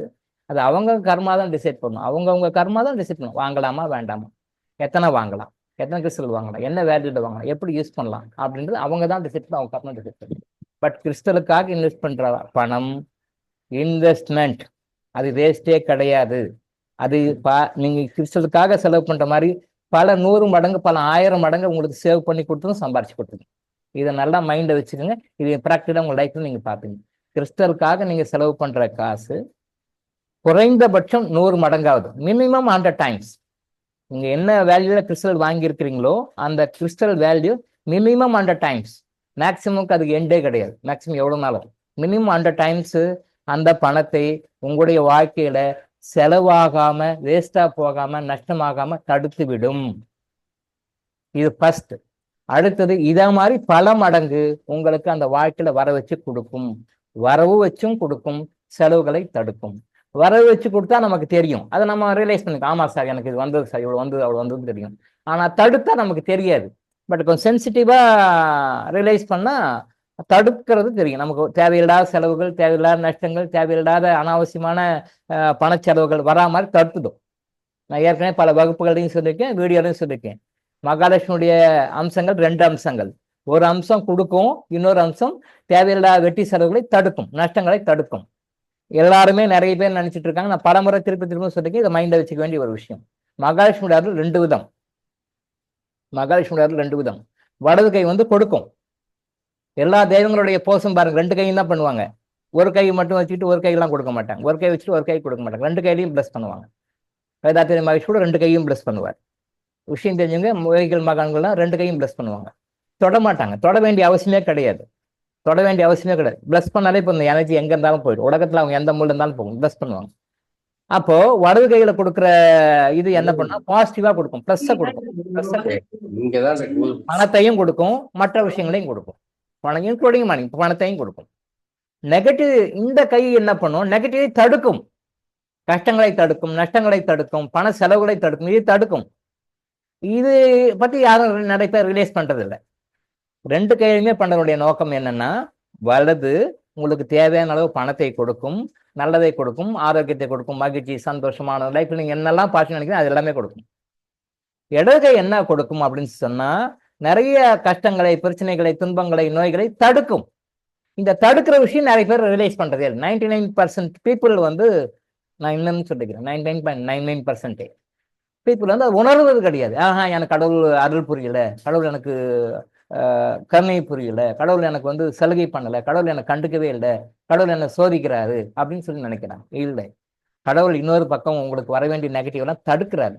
இது தடுக்கிற விஷயமானால உங்களுக்கு தெரியல. ஏன்னா அது வந்தாதான் நீங்க ஃபீல் பண்ணுவீங்க. அந்த நோய் வந்தாதான் நீங்க ஃபீல் பண்ணுவீங்க, அந்த பிரச்சனை வந்தாதான் நீங்க ஃபீல் பண்ணுவீங்க, அந்த கஷ்டம் வந்தாதான் ஃபீல் பண்ணுவீங்க, அந்த லாஸ் வந்தாதான் நீங்க ஃபீல் பண்ணுவீங்க. இது எல்லாமே அந்த மகாலட்சுமி சரி, எல்லா கடவுள்களும் சரி, மகாலட்சுமி சரி, எல்லா கடவுளும் சரி, மகாலட்சுமி பேஸ் பண்ணி சொல்றேன். பட் எல்லா கடவுளுக்கும் நான் தடுக்கிறாங்க. இங்கே தடுக்கப்படுகிறதை யாரும் உணர்வதில்லை. நீங்க உணர்ந்துக்கங்க. கர்மா எனர்ஜிங்கிற வகுப்பை பார்க்கிறவங்க, கேட்கிறவங்க உணர்ந்துக்கங்க. தெய்வம் 2 கைகளையுமே அருள் புரிகிறது, இன்க்ளூடிங் மகாலட்சுமி. பணத்தையும் கொடுக்குது, தேவையற்ற செலவுகளையும் தடுக்குது. வரவை மட்டும் பார்க்கிறோம், அந்த செலவுகள் தடுக்கப்படுகிறது உணருங்கள். அதை நீங்க ரியலைஸ் பண்ணா தெரியும். நான் நிறைய ரியலைஸ் பண்ணியிருக்கேன். வைல் கம்பேரிங் வித் அதர்ஸ், நான் ஒரு பாயிண்ட்டையும் ரியலைஸ் பண்ணுவேன். கடவுள் நமக்கு எந்த அளவுக்கு நிறைய விஷயங்களை தடுத்து இருக்கிறார், எவ்வளவு விஷயங்களை தடுத்து இருக்கிறார். இப்ப தடுக்கிற விஷயத்துக்கே நம்ம கோடிக்கணக்கில் கொடுக்கலாம் போல இருக்கு. அவர் தடுக்கிற விஷயத்துக்கே கோடிக்கணக்கில் கொடுக்கலாம். அதுக்கு வேல்யூ கிடையாது. அவ்வளவு விஷயங்களா தடுத்திருக்காங்க, கெட்ட விஷயங்கள் தடுத்திருக்காங்க. அதை நம்ம உணர்வதில்லை. பட் உணர்ந்தா அவர் மேல இருக்கிற நம்பிக்கை நமக்கு இன்னும் அதிகமாகும். அப்ப கடவுளுடைய சார்பாக, கடவுளுடைய தூதராக, கடவுளுடைய ஒரு அம்சமாகத்தான் நம்ம கிறிஸ்டல் இங்கே ரெப்ரண்ட் பண்றோம். அதை நீங்க வாங்கி யூஸ் பண்ணுங்கன்னு சொல்றோம். கடவுளுடைய அம்சமாக, அது கடவுளுடைய ஒரு அம்சம் தான், கடவுளுடைய ஒரு பகுதி தான், கடவுளுடைய ஒரு பாட்டு தான் அது கிறிஸ்டல். அந்த கிறிஸ்டல் வந்து என்ன வேல்யூல வச்சுக்கிறோம், அந்த ஃப்ரீக்வன்சி ரேஷியோ தான். ஃப்ரீக்வன்சி ரேஷியோ உள்ள இருந்து எவ்வளவு ஃப்ரீக்வன்சி இருக்கு, எவ்வளவு ரிட்டைனிங் பவர் இருக்கு, அதுக்கு 13 விஷயங்கள் இருக்கு. அவ்வளோ வச்சுதான் அதை ரேட் ஃபிக்ஸ் பண்ணும். ஸோ எவ்வளோக்குள்ள குவாலிட்டியா நீங்க வாங்குறீங்களோ அவ்வளோக்குள்ள அது உங்களுக்கு பணத்தை சம்பாதித்து கொடுக்கும், தேவையற்ற செலவுகளை குறைத்து கொடுக்கும். எவ்வளவு குறைக்கும்? உங்களுடைய லாஸ்களை குறைஞ்சபட்சம் 100 மடங்கு மேல குறைக்கும். உங்களுக்கு லாஸ் நடக்கணும், உங்க அம்சத்துல இருக்கு, ஜாதகத்துல இருக்கு, 100க்கு 100 அது குறைக்கும். மினிமம் 100 டைம்ஸ் குறைக்கும். மினிமம் டைம்ஸ் சேர்த்து கொடுக்கும். நான் சொல்ற மினிமம் தான் சொல்லிருக்கேன், மேக்ஸிமம் சொல்றேன். மேக்ஸிமுக்கு எண்டே கிடையாது, எண்ட்லெஸ், லிமிட்லெஸ். அது எவ்வளவோ நன்மைகளை கொடுக்கும், எவ்வளவோ தீமைகளை, நஷ்டங்களை, பண செலவுகளை, விரயங்களை, வீண் விரயங்களை தடுக்கும், குறைக்கும். கிறிஸ்டல் அவ்வளவு விஷயங்கள் இருக்கு. ஒரு சகோதரி கேட்டிருந்தாங்க, கிறிஸ்டல் வந்து நீங்க கையில வாங்குற நேரம், மருந்து உங்க கையில வாங்குற நேரம் வந்து நீங்க நோட் பண்ணி வச்சுக்கோங்க அப்படின்னு சொல்லியிருக்கீங்க. அது ஏன் சார்னு சொல்லி கேட்டிருக்காங்க. கிறிஸ்டல் உங்க கையில கிடைக்கிற நேரமும், கர்மா எனர்ஜி ஹீலிங் மூலமாக டாக்டருங்க, ஆயுசாசனும் கையில மருந்து கிடைக்கிற நேரமும் நீங்க மறுபதி எடுக்கிற நேரம் மாதிரி எல்லா மாதிரியும் கிடையாது. இங்க வந்தோ போனோம், அப்படின்றது கிடையாது. அந்த கிறிஸ்டல் வந்து ஈவன் நேர்ல வாங்கினாலும் சரி, பட் குரியர்ல வாங்கினாலும் சரி, வேற அதர் மோட்ல எந்த மோட்ல வேற யாருன்னா தேர்ட் பார்ட்டி கிட்ட கொடுத்து அவங்க கொண்டு உங்க கையில கொடுத்தாலும் சரி, உங்க கையில உள்ளங்கையில எந்த நேரம் வந்து கிறிஸ்டல் வந்து உட்காருதுன்னு நான் நோட் பண்ணிக்கோங்க. அந்த டைம் வச்சு ஜாதகம் கணிச்சு பார்த்தீங்கன்னா நீங்க அடுத்த லைஃப்ல நீங்க மற்ற மற்ற ஃபியூச்சர்ல எந்த நன்மைகளை எல்லாம் அனுபவிப்பீங்கன்னு ஜாதக பலனை கரெக்டாக கணிப்பீங்க. இன்னொரு பிறகு எடுத்த நேரம். அதே மாதிரி டாக்டர் இளங்கோ ஆயுஷ் ஹாஸ்பிட்டல் மூலமாக கர்மா எனர்ஜி ஹீலிங்கை ஃபீல் பண்ணும் பொழுது உங்களுக்கு அந்த மருந்து ஒரு கையில் கிடைக்குதுனாலும் நீங்கள் நேரில் வாங்கினாலும் சரி, குரியரில் வாங்கினாலும் சரி, அல்லது வேற யாராவது தேர்ட் பார்ட்டி வாங்கிட்டு வந்து உங்கள் கையில் கொடுத்தாலும் சரி, நீங்கள் அந்த கையில் மருந்து வாங்குகின்ற நேரம், உங்கள் கையில் அந்த கிடைக்கிற நேரம் எந்த நேரமோ அந்த நேரம் நீங்கள் மறுபடியும் எடுத்த நேரம்னு வச்சுக்கோங்க. அதுல இருந்து உங்களுடைய டிஎன்ஏ ஆர்மியை வந்து ரொம்ப பாசிட்டிவா கிளாக் வைஸா இல்லை, ஆன்டி கிளாக் வைஸா கிளாக் வைஸான்னு பார்த்தா கிளாக் வைஸா பாசிட்டிவா சுத்த ஆரம்பிச்சு நன்மைகள் நடக்கும். நன்மைகள் மட்டுமே நடக்க ஆரம்பிச்சிடும். தேன்களும் நடக்கும், அது வேற சமாச்சாரம், அது உங்க கர்மா பொறுத்தது. நிறைய இருந்தால் நடக்கும், பட் அதனுடைய இன்டென்சிட்டி வந்து ரொம்ப குறைச்சிடும். பாசிட்டிவ் மட்டுமே நடக்கும், நல்லது மட்டுமே சத்தியமாக நடக்கும், டெஃபினட்டா நடக்கும். அது அவங்களுடைய கர்மத்தை மாதிரி மாறி மாறி பர்சன்டேஜ் வந்து vary from person to person, but சத்தியமாக நன்மை மட்டும் நடக்கும். ஸோ அதுதான் அந்த டைம் வந்து. இந்த டைம்ல அந்த கிறிஸ்டல் உங்க கையில கிடைக்கிற நேரம், தென் மருந்து உங்க கையில கிடைக்கிற நேரம் வந்து நீங்க மறுபடியும் எடுத்த நேரம். அந்த நேரம் தான் நம்ம அதை சொல்லியிருக்கோம். அதை வந்து நீங்க ஃபாலோ பண்ணி பாருங்க, லைஃப் நன்மைக்கு மட்டுமே கிடைக்கும்னு சொல்லி. அடுத்தது ஸோ திரும்ப இதோட முடிச்சிடும். கர்மாவை கழிப்பதற்காக, புது கர்மாவை உருவாக்குவதற்காகத்தான் நம்ம இந்த பூமிக்கு வரோம். அதுதான் இந்த வாழ்க்கையுடைய ரகசியம். வேற ரகசியம் எதுவும் இல்லை. அதை தான் இங்க சொல்லியிருக்காங்க, நீங்க தெரிஞ்சுக்கோங்க.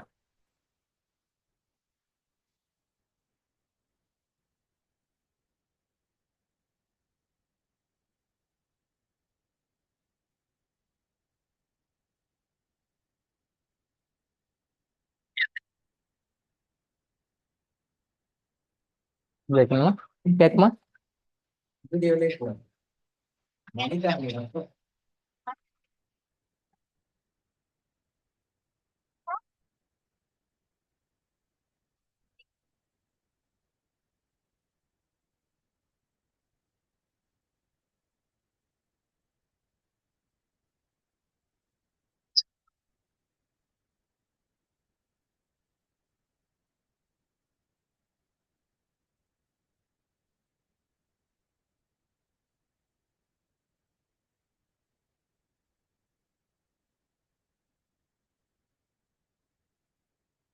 இது வந்து சினிமா டயலாக், பட் இதை வந்து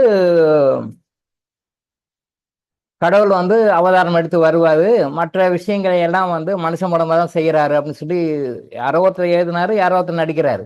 நம்ம கருத்தை மட்டும் எடுத்துக்கும். இது ரஜினிகாந்தோடைய கருத்து கிடையாது. இந்த கதையை எழுதினவர், அந்த கதைக்கு வசனம் எழுதினவருடைய கருத்து அது. சரியா? அந்த கருத்தை தான் நம்ம எடுத்துக்கணும். இவர் பணம் கொடுத்தாங்க, நடிச்சுட்டு போயிட்டாரு, இவர் சொன்னார் நம்ம எடுத்துக்கூடாது. அப்படிதான் நிறைய பேர் நினைச்சுக்கிட்டு தப்பு தப்பா பண்ணிட்டு இருக்காங்க. இவர் சொல்லலை, அவர் நடிக்கிறார், காசுக்காக அவர் நடிக்கிறார், அவ்வளவுதான். காசுக்கு நடிக்க மாட்டார். கருத்தை மட்டும் நம்ம எடுத்துக்குவோம். கடவுள் மனிதரவு தான் எல்லாமே பண்றாரு. நல்லது செய்யறதும் கடவுள் மூலமாகத்தான், கெட்டது செய்யறதும் கடவுள் மூலமாகத்தான். ரெண்டுமே மனிதன் மூலமாகத்தான். கடவுளே வந்தாலும் கூட, இப்போ கண்ண பரமாத்மா வந்தார். அப்ப அந்த கண்ண பரமாத்மா வந்து டைரக்டா அவராவா எல்லாத்தையும் கொண்டாரு. அவர் எல்லாத்தையும் கொண்டாரு. அவர் வந்த பர்பஸ் வந்து தர்மத்தை நிலைநாட்டவும் அதர்மத்தை போக்கவும் தான் வராரு. ஆனா அவர் வந்து அவர் என்ன பண்றாரு, அவரு மக்களை தான் பயன்படுத்தி, மற்றவர்களை தான் பயன்படுத்தி அந்த வேலையை செஞ்சுட்டு போறாரு. ஸோ கடவுளாக இருந்தாலும் கூட அவர் டைரக்டா களத்துல இறங்க மாட்டாரு. அவர் வந்து பின்னணியில இருந்தா இந்த வேலையை செய்வார். ஸோ அதை தான் நம்ம புரிஞ்சுக்கணும். மனிதர்கள் ரூபமாகத்தான் நம்ம நம்ம வகுப்புல நிறைய சொல்லியிருக்கோம். கடவுள் வந்து மனிதர் ரூபமாக தான். உங்களுக்கு நல்லது பண்ணணும்னாலும் மனிதர் ரூபமாக தான் வந்து செய்வாங்க. உங்களுக்கு கெட்டது பண்ணணும்னாலும், உங்களை ஆப்போசிட் இருக்கணும், உங்களை மாட்ட ஒண்ணும், உங்களை கஷ்டப்படணும்னாலும் மனிதர் ரூபமாக தான் வந்து செய்வாங்க. ஸோ அந்த கருத்து தான் இந்த ஆசிரியர் சொல்றாரு. அதை நாம ஏத்துக்கலாம், கரெக்டு தான். சரியா? அடுத்தது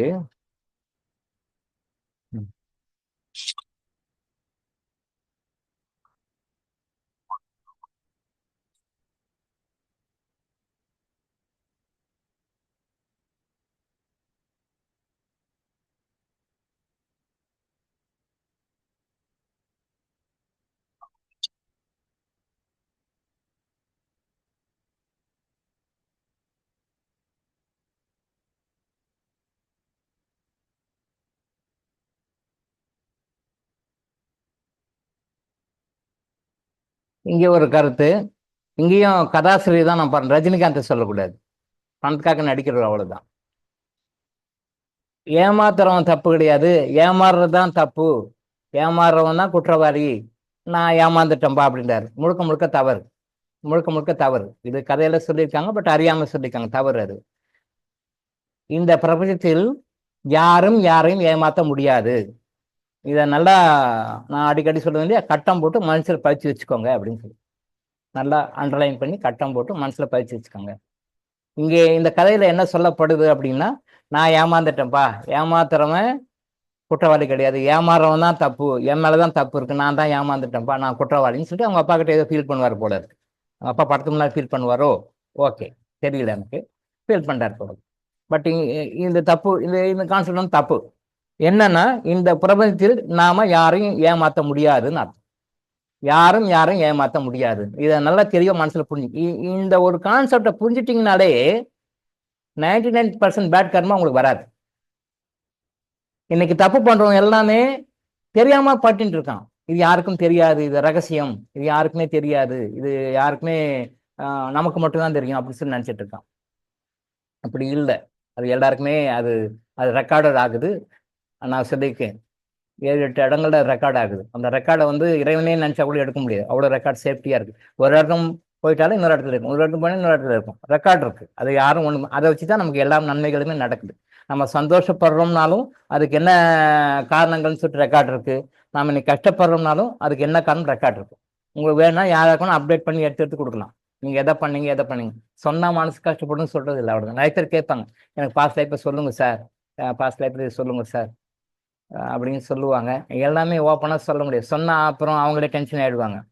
எல்லாமே ஓப்பனாக சொல்ல முடியாது. சரி, பாஸ்ட் இஸ் பாஸ்ட், நடந்து போச்சு, விட்டுடுங்க. அது ஏன் போயிட்டு ஃபீல் பண்ணிட்டு இருக்கீங்கன்னா, அதை நம்ம அது உள்ள போய் பார்த்தோம்னா அது ரொம்ப கேவலமா இருக்கும். நம்ம இப்படியெல்லாம் பண்ணிக்கிறோமா நமக்கே யோசனையா இருக்கும். அதை பாசிட்டிவா எடுத்துட்டு, ஓ நம்ம இப்படிலாம் பண்ணியிருக்கிறோமா, அதனாலதான் நமக்கு இந்த கஷ்டம்லாம் வந்திருக்குன்னு பாசிட்டிவா எடுத்துக்கிறவங்க சில பேர் இருக்காங்க. அதெல்லாம் நம்ப முடியாது சார், நல்லா இப்படி பண்ணியிருக்க மாட்டேன் சார்னு ஜஸ்டிஃபை பண்றவங்களும் இருக்காங்க. இப்படியும் இருக்காங்க, என்ன பண்றது? அப்போ நான் இப்படிலாம் பண்ணல, இப்படிலாம் கரெக்டா இருக்கேன், பர்ஃபெக்டா இருந்திருக்கேன், நான் இப்படிலாம் பண்ணவே மாட்டேன், அப்புறம் ஏன் இந்த கஷ்டம் வந்திருக்கு, அப்புறம் ஏன் இந்த கஷ்டம் வந்திருக்கு அப்படி கேட்டா முழிப்பாங்க. அதுக்கு என்ன சொல்றதுன்னு தெரியாது, முழிப்பாங்க. ஸோ இங்க சொல்ல வர கருத்து, ஏமாறவனை பத்தி பிரச்சனை கிடையாது, ஏமாறுறது தான் தப்பு, ஏமாறவன் தான் குற்றவாளி. நான் அவங்க முன்னால குற்றவாளியா நிக்கிறேன், அவங்க அப்பா போட்ட முன்னாடி நிற்பாரு போல இருக்கு. யாரையும் யாரையும் எந்த காலத்திலும் எந்த சூழ்நிலையும் இந்த பிரபஞ்சத்தை ஏமாற்ற முடியாது. யாரும் யாரையும் ஏமாற்ற முடியாது. ஃபார் எக்ஸாம்பிள், இப்ப நான் வந்து உங்களை ஏமாத்துறேன் அப்படின்னா, என்னை ஏமாத்துறதுக்கு பின்னால ஒருத்தர் ரெடியா வச்சுட்டு பாரு. இப்போ டாக்டர் இல்லைங்க ஒருத்தரை ஏமாத்துறாரு, அப்படியாப்பா நீ உனக்கு செல்வாக்கு, உன்னுடைய படிப்பு, அந்தஸ்து, செல்வாக்கு, இதையெல்லாம் வச்சு உங்களுடைய இன்ஃப்ளூயன்ஸ் எல்லாம் வச்சு நீ ஏமாத்துறியா, ரைட், நல்லது நல்லது நல்லது அப்படின்ட்டு ஏமாத்துறியா, ரைட், ஓகே. நான் என்ன ஏமாத்துறேன், யாரை ஏமாத்துறேன், அதுக்கு அசல், வட்டி, கூட்டு வட்டி, என்னென்ன வட்டி உண்டு அத்தனை வட்டியும்.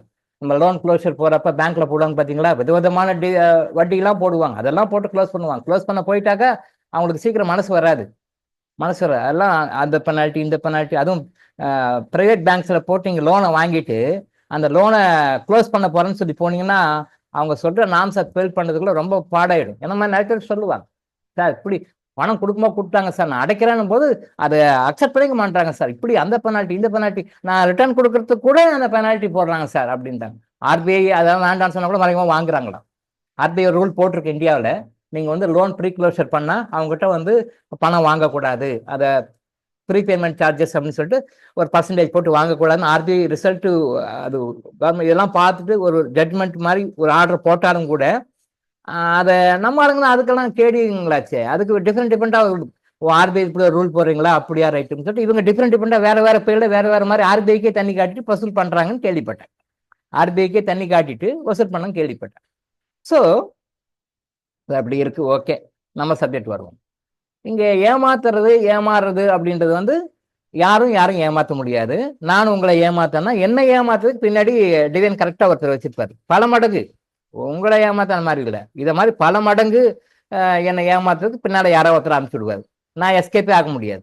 அப்போ நான் உங்களை ஏமாத்தி உங்க மனசு என்ன பாடுபடுத்த வச்சேன், வேதனைப்பட வச்சேன், கஷ்டப்பட வச்சனோ அதே மாதிரி பல மடங்கு எனக்கு கொடுப்பாரு, கடவுள் கொடுப்பார், கண்டிப்பா கொடுப்பார். எஸ்கேப்பே ஆக முடியாது. இந்த ஜென்மத்தை எஸ்கேப் பண்ணணும், அடுத்த ஜென்மம் விடாது, அடுத்த எத்தனை ஜென்மானம் விடாது. இந்த கான்செப்டை மனசுல புரிஞ்சுன்னு நம்ம யாரும் ஏமாத்தணும், ₹1 கூட நம்ம ஏமாத்தணும். சிங்கிள் ருப்பி கூட யாரும் ஏமாத்த. இங்கே நான் ஏமாத்திட்டோமான்னு சொல்றேன் இல்லையா, இது திருப்பி சொல்லிடுறேன், cause and effect. Cause and effect. இவங்க பரம்பரையில இவங்க அப்பா, இவங்க தாத்தா, இவங்களுடைய முன்னோர்கள், இவங்கெல்லாம் ஏமாத்துறதுனால தான் இவர் இப்ப ஏமாறுறாரு. ஃபர்ஸ்ட் திங் வந்து நாம ஏமாறினா இதை நாம மற்றவங்களுக்கு பண்ணியிருக்கிறோம்னு அர்த்தம். இதைத்தான் நீங்க மைண்ட பதிச்சுக்கணும். இதை யாருமே சொல்ல மாட்டேன்றாங்க. கர்ம எனர்ஜிலிங் தான் சொல்றோம். கர்ம எனர்ஜிலாம் போல்டா தெளிவா அடிச்சு சொல்றோம். இவர் ஏமாந்து இருக்கிறாரு அப்படின்னா இவர் பார்த்து கும்பிடுறாரு, இவங்க போட்டோ அப்பா, இவங்க அப்பா, இவங்க தாத்தா, இந்த ரஜினிகாந்த் இந்த கேரக்டர் எடுத்துக்கோங்க, இவரு புள்ள, இவருடைய அப்பா, இவருடைய தாத்தா, இவங்களுடைய 7 ஜெனரேஷன், இவங்க பண்ணது இவர் பண்ணது எல்லாமே சேர்ந்துதான் வந்து இவர் ஏமாந்து இருக்கிறார். நாம ஏமாறுறோம் அப்படின்னு சொன்னா நாம யாரையும் ஏமாத்தி இருக்கிறோம்னு அர்த்தம். நாம யாரையும் ஏமாத்தி இருக்கிறோம். அந்த ஏமாத்தினால இப்ப நாம ஏமாறுகின்றோம். நாம அதுக்கு 1000 காரணங்கள் சொல்லலாம். தப்பு தப்பு தப்பு, முழுக்க முழுக்க தப்பு. நம்ம யாரையோ ஏமாத்தி இருக்கிறோம், அவன் நம்மள இந்த ஜென்மத்தை வந்து ஏமாத்தி போறான். இதான் சிம்பிள். முதல்ல காரணம் தான் நாம ஃபர்ஸ்ட் பண்ணியிருப்போம், அதுக்கு பலன் தான் இது. Cause and effect. முதல்ல காரணம் இதுதான், அப்பதான் எஃபெக்ட். இப்ப நம்ம எஃபெக்டை ஃபீல் பண்றோம், இது காசு நம்ம முன்னாடி விளைச்சிட்டோம். இப்ப எங்க பழைய ஹிஸ்டரி எல்லாம் எடுத்து கிளியர் வாய்ஸ்ல பார்த்தோம்னா, இவர் ரஜினிகாந்த் என்ன பண்ணாரு, அவங்க அப்பா போட்டோ எடுக்கிறார், அவர் என்ன பண்ணாரு, அவங்க தாத்தா என்ன பண்ணாரு, எடுத்து அந்த வண்டவாளங்கள்லாம் தண்டவாளம் ஏத்தோம்னு வச்சுங்க, அப்ப தெரியும் இவர் வந்து யாரெல்லாம் ஏமாத்திருக்காங்க அப்படின்னு. அப்ப என்ன பண்ணோம், ஏதோ நம்ம ஏமாத்திட்டோம் பண்ணிட்டோம். ஸோ இப்ப அதுக்கு என்ன ரெமெடி பண்ணணும், யாருக்கு ஏமாத்தணும், யாருக்கு கொடுக்கணும், யாருக்கு கொடுக்கணுமோ அதை கரெக்டா கொடுக்கணும். நான் அதான் தர்மம் செய்யும்போது கூட நிறைய பேர் சொல்லுவேன், இந்த பிறவியில உங்க சம்மந்தப்பட்டவங்க வேற எங்கேயாவது இருப்பாங்க, அவங்க கொடுக்க வேண்டிய காசு இருக்கும், அவங்க இந்த பிறவியில உங்களுக்கு சொந்தமாவோ பந்தமாவோ ரிலேஷன்ஷிப்ல வேற எதுலையோ வரமாட்டாங்க. இவங்க என்ன பண்ணுவாங்க, அடுத்த 2-3 பிறவியில உங்களுக்கு ஏதாவது லிங்க்ல வருவாங்க. அப்ப அடுத்தடுத்த பிறவி வரைக்கும் வச்சிருந்து என்னைக்காக அந்த டியூ கொடுத்தாகணும், வித் இன்ட்ரெஸ்டோட, வித் பெனால்ட்டியோட. அது இந்த ஜென்மத்திலே பார்த்து கிளிக் பண்ணிடுங்கன்னு சொல்லுவோம். அப்போ நாம சில பேர் நீங்களே மெடிடேஷன்ல எடுங்கன்னு சொல்லுவோம். சில பேர் மெடிடேஷன் உங்களுக்கு வரல அப்படின்னா நான் கைட் பண்ண சொல்லிட்டு சில பேரை பார்த்து சொல்லுவேன், இன்னும் நேருக்கு பண்ணுங்க, நீங்களே பண்ணிடுங்க. அப்படி பண்ணும்போது சில பேர் அக்செப்ட் பண்ணிக்குவாங்க, சில பேர் அக்செப்ட் பண்ணிக்க மாட்டாங்க. ஏன்னா சம்மதியெல்லாம் வந்து கொடுக்குறானே நாம எப்படி வாங்கிக்கிறது பயப்படுவாங்க. சில பேர் சரி ஏதோ கொடுக்குறோம்னு வாங்கிக்குவாங்க. அந்த அக்செப்ட் பண்ணிக்க கூட உங்களுடைய கர்மாவை பொறுத்து தான். உங்களுடைய கர்மா நெகட்டிவா இருந்ததுன்னா அக்செப்ட் பண்ணிக்க மாட்டாங்க. உங்க கர்மா கொஞ்சம் இடம் கொடுத்தா அவங்களும் அக்செப்ட் பண்ணிக்குவாங்க. இது நடக்கும். அப்போ ஏன் கொடுக்கறோம்னா, நாம யாரையும் ஏமாத்தி இருக்கிறோம், யாருக்கோ கொடுக்க வேண்டிய பாக்கி இருக்கு, அந்த பணத்தை நம்ம கொடுக்கல, இந்த ஜென்மத்தை நாம ஆர்டர் பண்ணி கொடுக்கணும். நம்ம ஆர்டர் பண்ணி கொடுக்கலன்னா எப்படியா இருந்தாலும் கொடுக்க வச்சிருவாரு. எத்தனை பேருனா 100-1000 ஜென்மானா கொடுத்தே ஆகணும். அப்போ நீங்க கிறிஸ்டல் மெடிடேஷன், கிறிஸ்டல் யோகால பண்ணும் பொழுது உங்களுக்கு யார் இன்டிகேஷன் வரும், யார் கொடுக்கணும், என்ன பண்ணணும் உங்களுக்கே தெரியும். யாரும் கைட் பண்ண தேவை, நான் கூட கைட் பண்ணணுன்ற அவசியம், டாக்டருங்க கூட தேவை, உங்களுக்கே தெரியும், தோணும் இன்னாரு கொடுக்கணும், இந்த அட்ரஸ்ல இருக்கிறவங்க இன்னாருக்கு கொடுக்கணும், உங்களுக்கே வரும். டிவியில ஓடுற மாதிரி உங்களுக்கே வரும். ஆடியோவாகவும் வரும், நீங்க கேட்கணும்னாலும் வரும், வீடியோனாலும் பார்க்கணும்னாலும் வரும். ஆடியோ பார்க்க முடியும், வீடியோ பார்க்க உங்களுக்கே வரும், உங்களுக்கே தெரியும். யாரையும் டிபெண்ட் பண்ணணும்னு அவசியமே கிடையாது. இதனுடைய தத்துவம் அதுதான், நீ யாருமே டிபெண்ட் பண்ண வேண்டாம், உனக்கே வரும் எல்லாமே. அப்ப நீங்களே பார்த்து நீங்களே அதை கொடுக்கும் பொழுது தர்மமாக நீங்க கொடுக்குறீங்க. நீங்க கொடுக்குறது தர்மம்னு சொல்ற பேர்ல கொடுக்குறீங்க. ஆனா தர்மமா கொடுக்குறது உங்க பாஸ்ட் லைஃப் கடனை தீக்குது. நீங்க யாருக்கெல்லாம் கொடுக்கணுமோ, யாருக்கெல்லாம் கொடுக்க வேண்டியது இருக்கோ, இறைவனுடைய கணக்குப்படி அவருடைய அக்கௌண்ட்ல அவருடைய ரெஜிஸ்டர்ல ஒன்று வச்சிருப்பாரு. அவருடைய ரெஜிஸ்டர்ல யார் யாருக்கு கொடுக்கணுமோ அதை வந்து நீங்க பார்த்து கரெக்டா கொடுத்தாருங்க. அது தானமா கொடுத்தாருங்க. அப்ப தானமா கொடுக்கும்போது பழசெல்லாம் கிளியர் ஆகுது. நீங்க அடுத்தடுத்து ஃப்ரெஷ்ஷா நல்ல லைஃபுக்கும், நல்ல ப்ரொமோஷன், நல்ல லெவலுக்கு நீங்க வந்துடுங்க. அதுக்காக தான் தர்மம் கொடுங்க அப்படின்னு சொல்லுவோம். சில பேர் டாக்டர் வந்து எங்களுக்கு சரியா அட்மிட் பண்ண முடியல, நீங்களே பார்த்து யாருக்காவது சொல்லி கண்டுபிடிச்சி கொடுத்துடுங்க அப்படின்னு சொல்லுவாங்க. சரி, நான் மெடிடேஷன்ல உட்காந்து யார் பார்த்து யாருக்கு சரி யாருக்கு கொடுக்கணும்னு சொல்லிட்டு நீங்க அவங்களுக்கு காமிச்சிடுங்க, அட்மிட் பண்ணி நான் சொல்லுவேன், கொடுத்துருவோம். அதே மாதிரி இந்த சேரிட்டின்னு பண்ணும்போது என்னன்னா, கடவுள்கிட்ட சேரிட்டி கொடுக்கும்போது அந்த கடவுள் வந்து இப்போ நீங்க யாரோ ஒருத்தர் கொடுக்குறீங்க இல்லையா, அவங்க கொடுக்க வேண்டிய பாக்கியம் கொடுத்துருவாரு. இன்னும் நீங்க யாராக்கெல்லாம் கொடுக்கணுமோ அதை அவர் யாரா கொண்டு போய் சேர்த்தணுமோ அது அவர் வேலை. பிகாஸ் அவர் வேலை வெட்டியெல்லாம் கிடையாது, அவர் சும்மா உட்காந்து கொடுக்குறது. நம்மள மாதிரி பிக்கல் புடுங்கெல்லாம் கிடையாது, அந்த வேலை பார்க்கணும் இந்த வேலை பார்க்கணும் அப்படின்லாம் ஒன்றும் கிடையாது. அவருக்கு பொழுதுபோக்கு வந்து மக்கள்கிட்ட விளையாடுறது தான். ஒரு காமெடி கூட சொல்லுவாங்க, கடவுளுக்கு என்ன வேலைன்னா என்னை சோதிக்கிறது தான் வேலைன்னு சொல்லி ஒரு காமெடி கூட லாஸ்ட் இயர் ஒன்று படித்தேன்.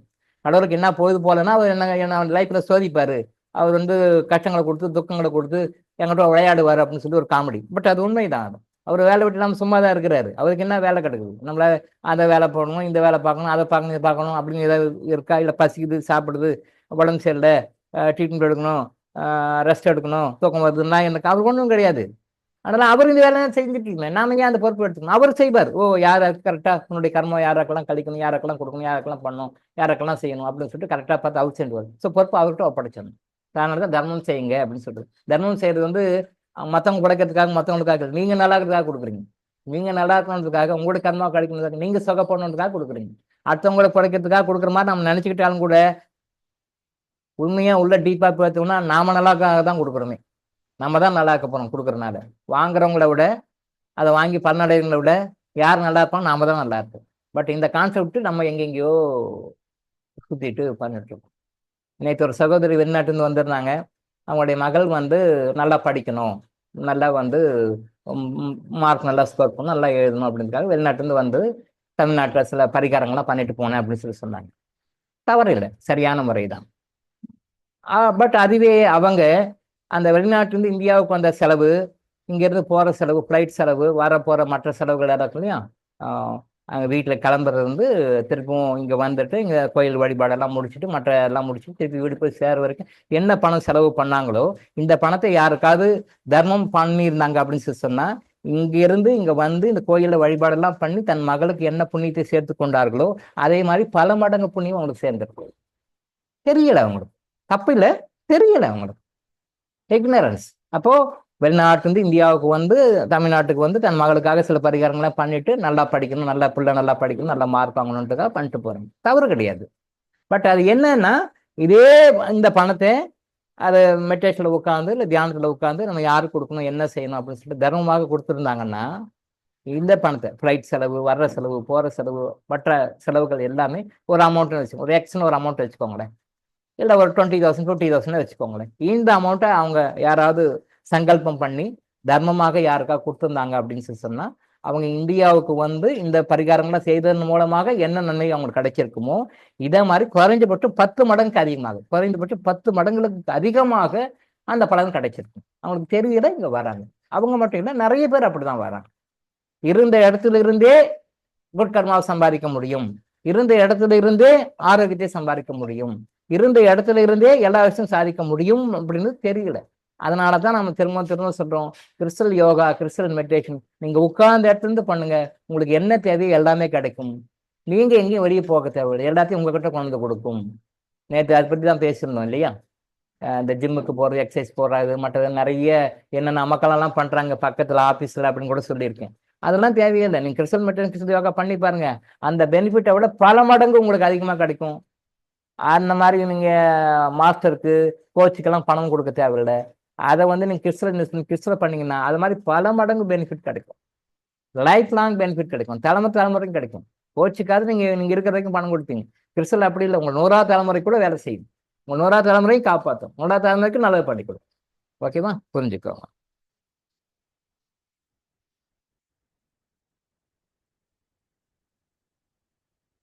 அடுத்தது சகோதரி சாரதா ஒரு இது அமைச்சிருக்காங்க, ஆப்பிரிக்கன் பேட்மேன் சொல்லிட்டு. ஆப்பிரிக்கா ஒரு புரோகிதர் பண்றாரு, ஆப்பிரிக்கன் புரோகிதர் பண்றாரு, அதை வீடியோவை அமைச்சிருக்காங்க. நல்ல விஷயம்தான்.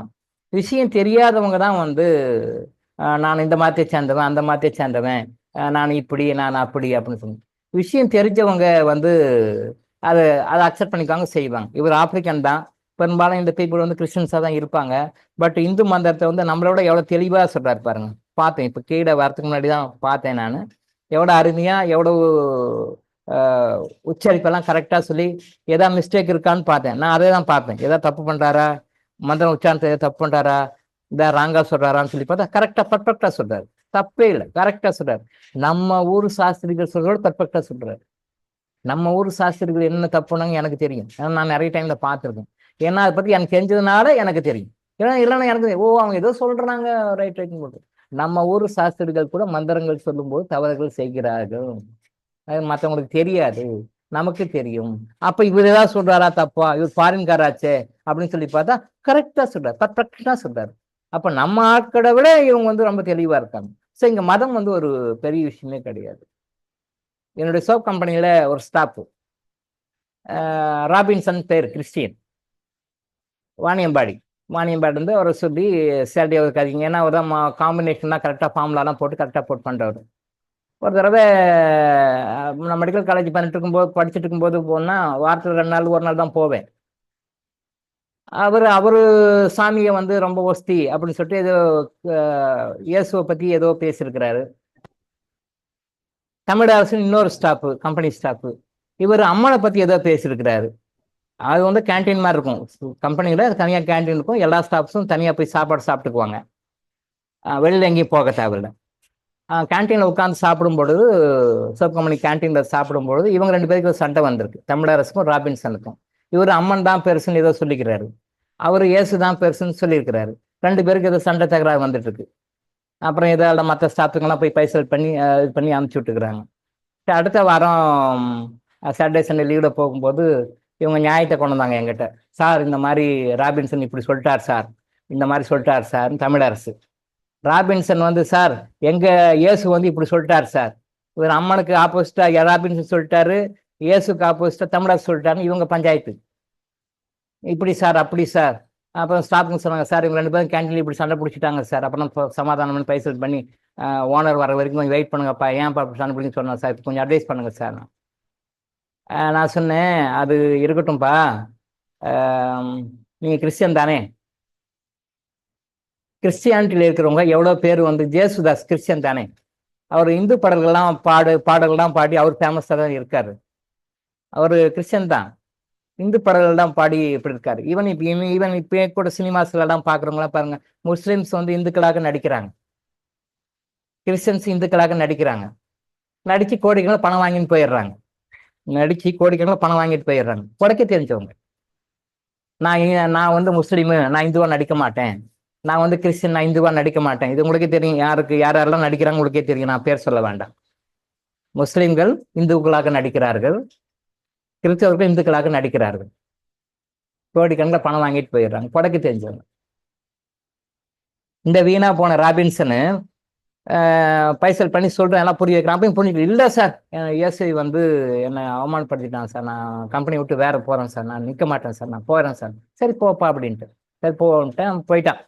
அதுக்கப்புறம் வேற ஒருத்தர் நாமினேட் பண்ணி பார்த்து சரிக்கு மேலே போட் பண்ணிட்டு வரேன். எதுக்காக சொல்ல வரேன்னா, அந்த ராபின்சன் வந்து வீட்டில் அந்த அந்த பையன் சம்பாரிச்சா தான் வருமானம், படிப்பு ஒன்று பெரிய படிப்பு கிடையாது, கொஞ்சம் சோப் கம்பெனி நிறைய எக்ஸ்பீரியன்ஸ்னால சரி கொஞ்சம் ஹையர் சேலரி கொடுத்து வச்சுட்டு வந்தேன்.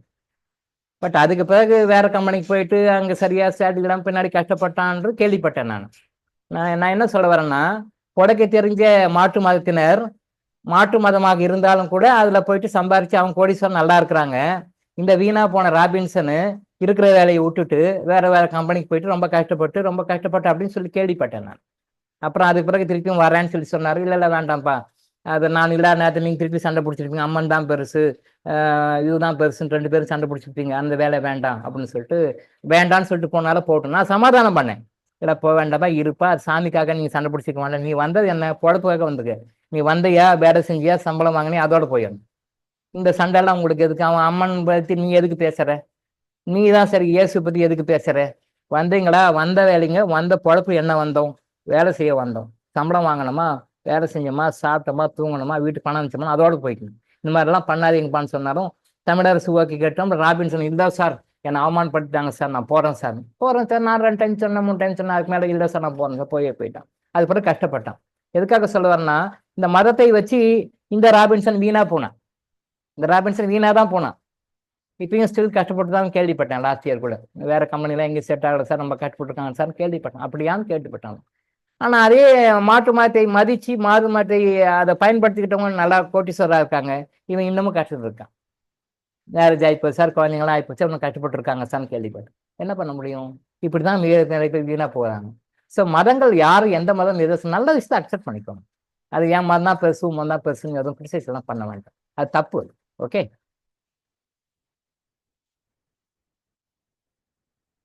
அடுத்தது சகோதரர் ஜிஆர் அவர்கள் வந்து அந்த கிளாஸஸ் எல்லாம் வந்து ரெகுலராக ஃபைன் டியூன் பண்ணி ஒரு தொகுப்பாக போடுறாரு, நன்றின்னு சொல்லி சில பேர் போட்டிருக்காங்க. அவர் சகோதரர் வந்து, இல்லை அதெல்லாம் ஒன்றும் வேண்டாம், நீங்கள் டைரெக்டாக கிளாஸ் அட்டன் பண்ணுங்க, லைவாக யூடியூப்புக்கு வாங்க, கிளாஸ் அட்டன் பண்ணுங்க, அதுதான் நல்லது, சில விஷயங்கள் விடுபட்டு போயிடும் அப்படின்னு சொல்லியிருக்காரு. நல்ல கருத்து தான், எல்லாருடைய கருத்தும் நல்ல கருத்து தான். ஆனால் அதே நேரத்தில் நேரலையில் வர்றது நம்பர் 1, மிக்க மிக்க அதிர்ஷ்டசாலிகள் நம்ம சொல்லுவோம். சரி, நேரலை வர முடியலையா, நேரடி வகுப்புல வர முடியலையா, யூடியூப்ல பாக்குறீங்களா, அதிர்ஷ்டசாலிகள்னு சொல்லுவோம். Right, okay.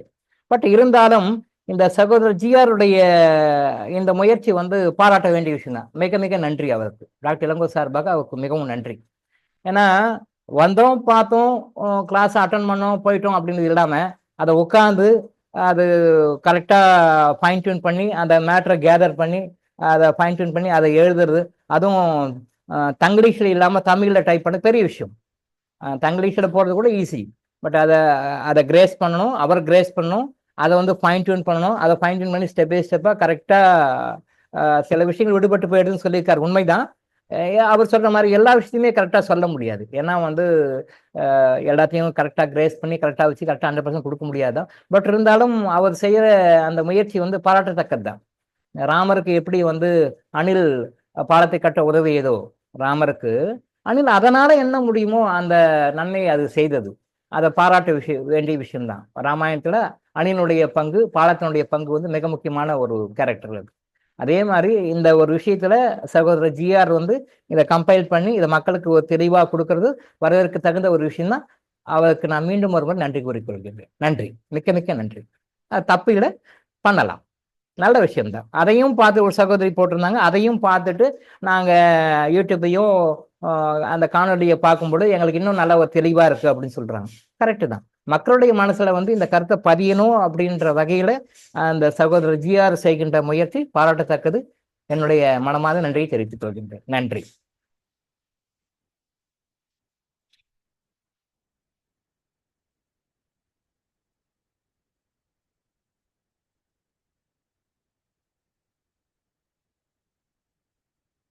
எஸ். ம், ஓகே. நேற்று ரெஃபரன்ஸ் இதுதான். இன்னொரு ஒரே ஒரு தானத்துக்கும் தர்மத்துக்கும் என்ன வித்தியாசம்னு சொல்லிட்டு ஒரு சகோதரி வந்து கட்டம் போட்டு ஒரு இது போட்டிருந்தாங்க. அது எடுங்க சார், அது எடுங்க. நல்ல முயற்சி, மிக்க நன்றி. தானத்துக்கும் தர்மத்திற்கும் அது கொஞ்சம் கம்பைல் எடுக்க முடியுமா? தானம் வேறு தர்மம் வேறு.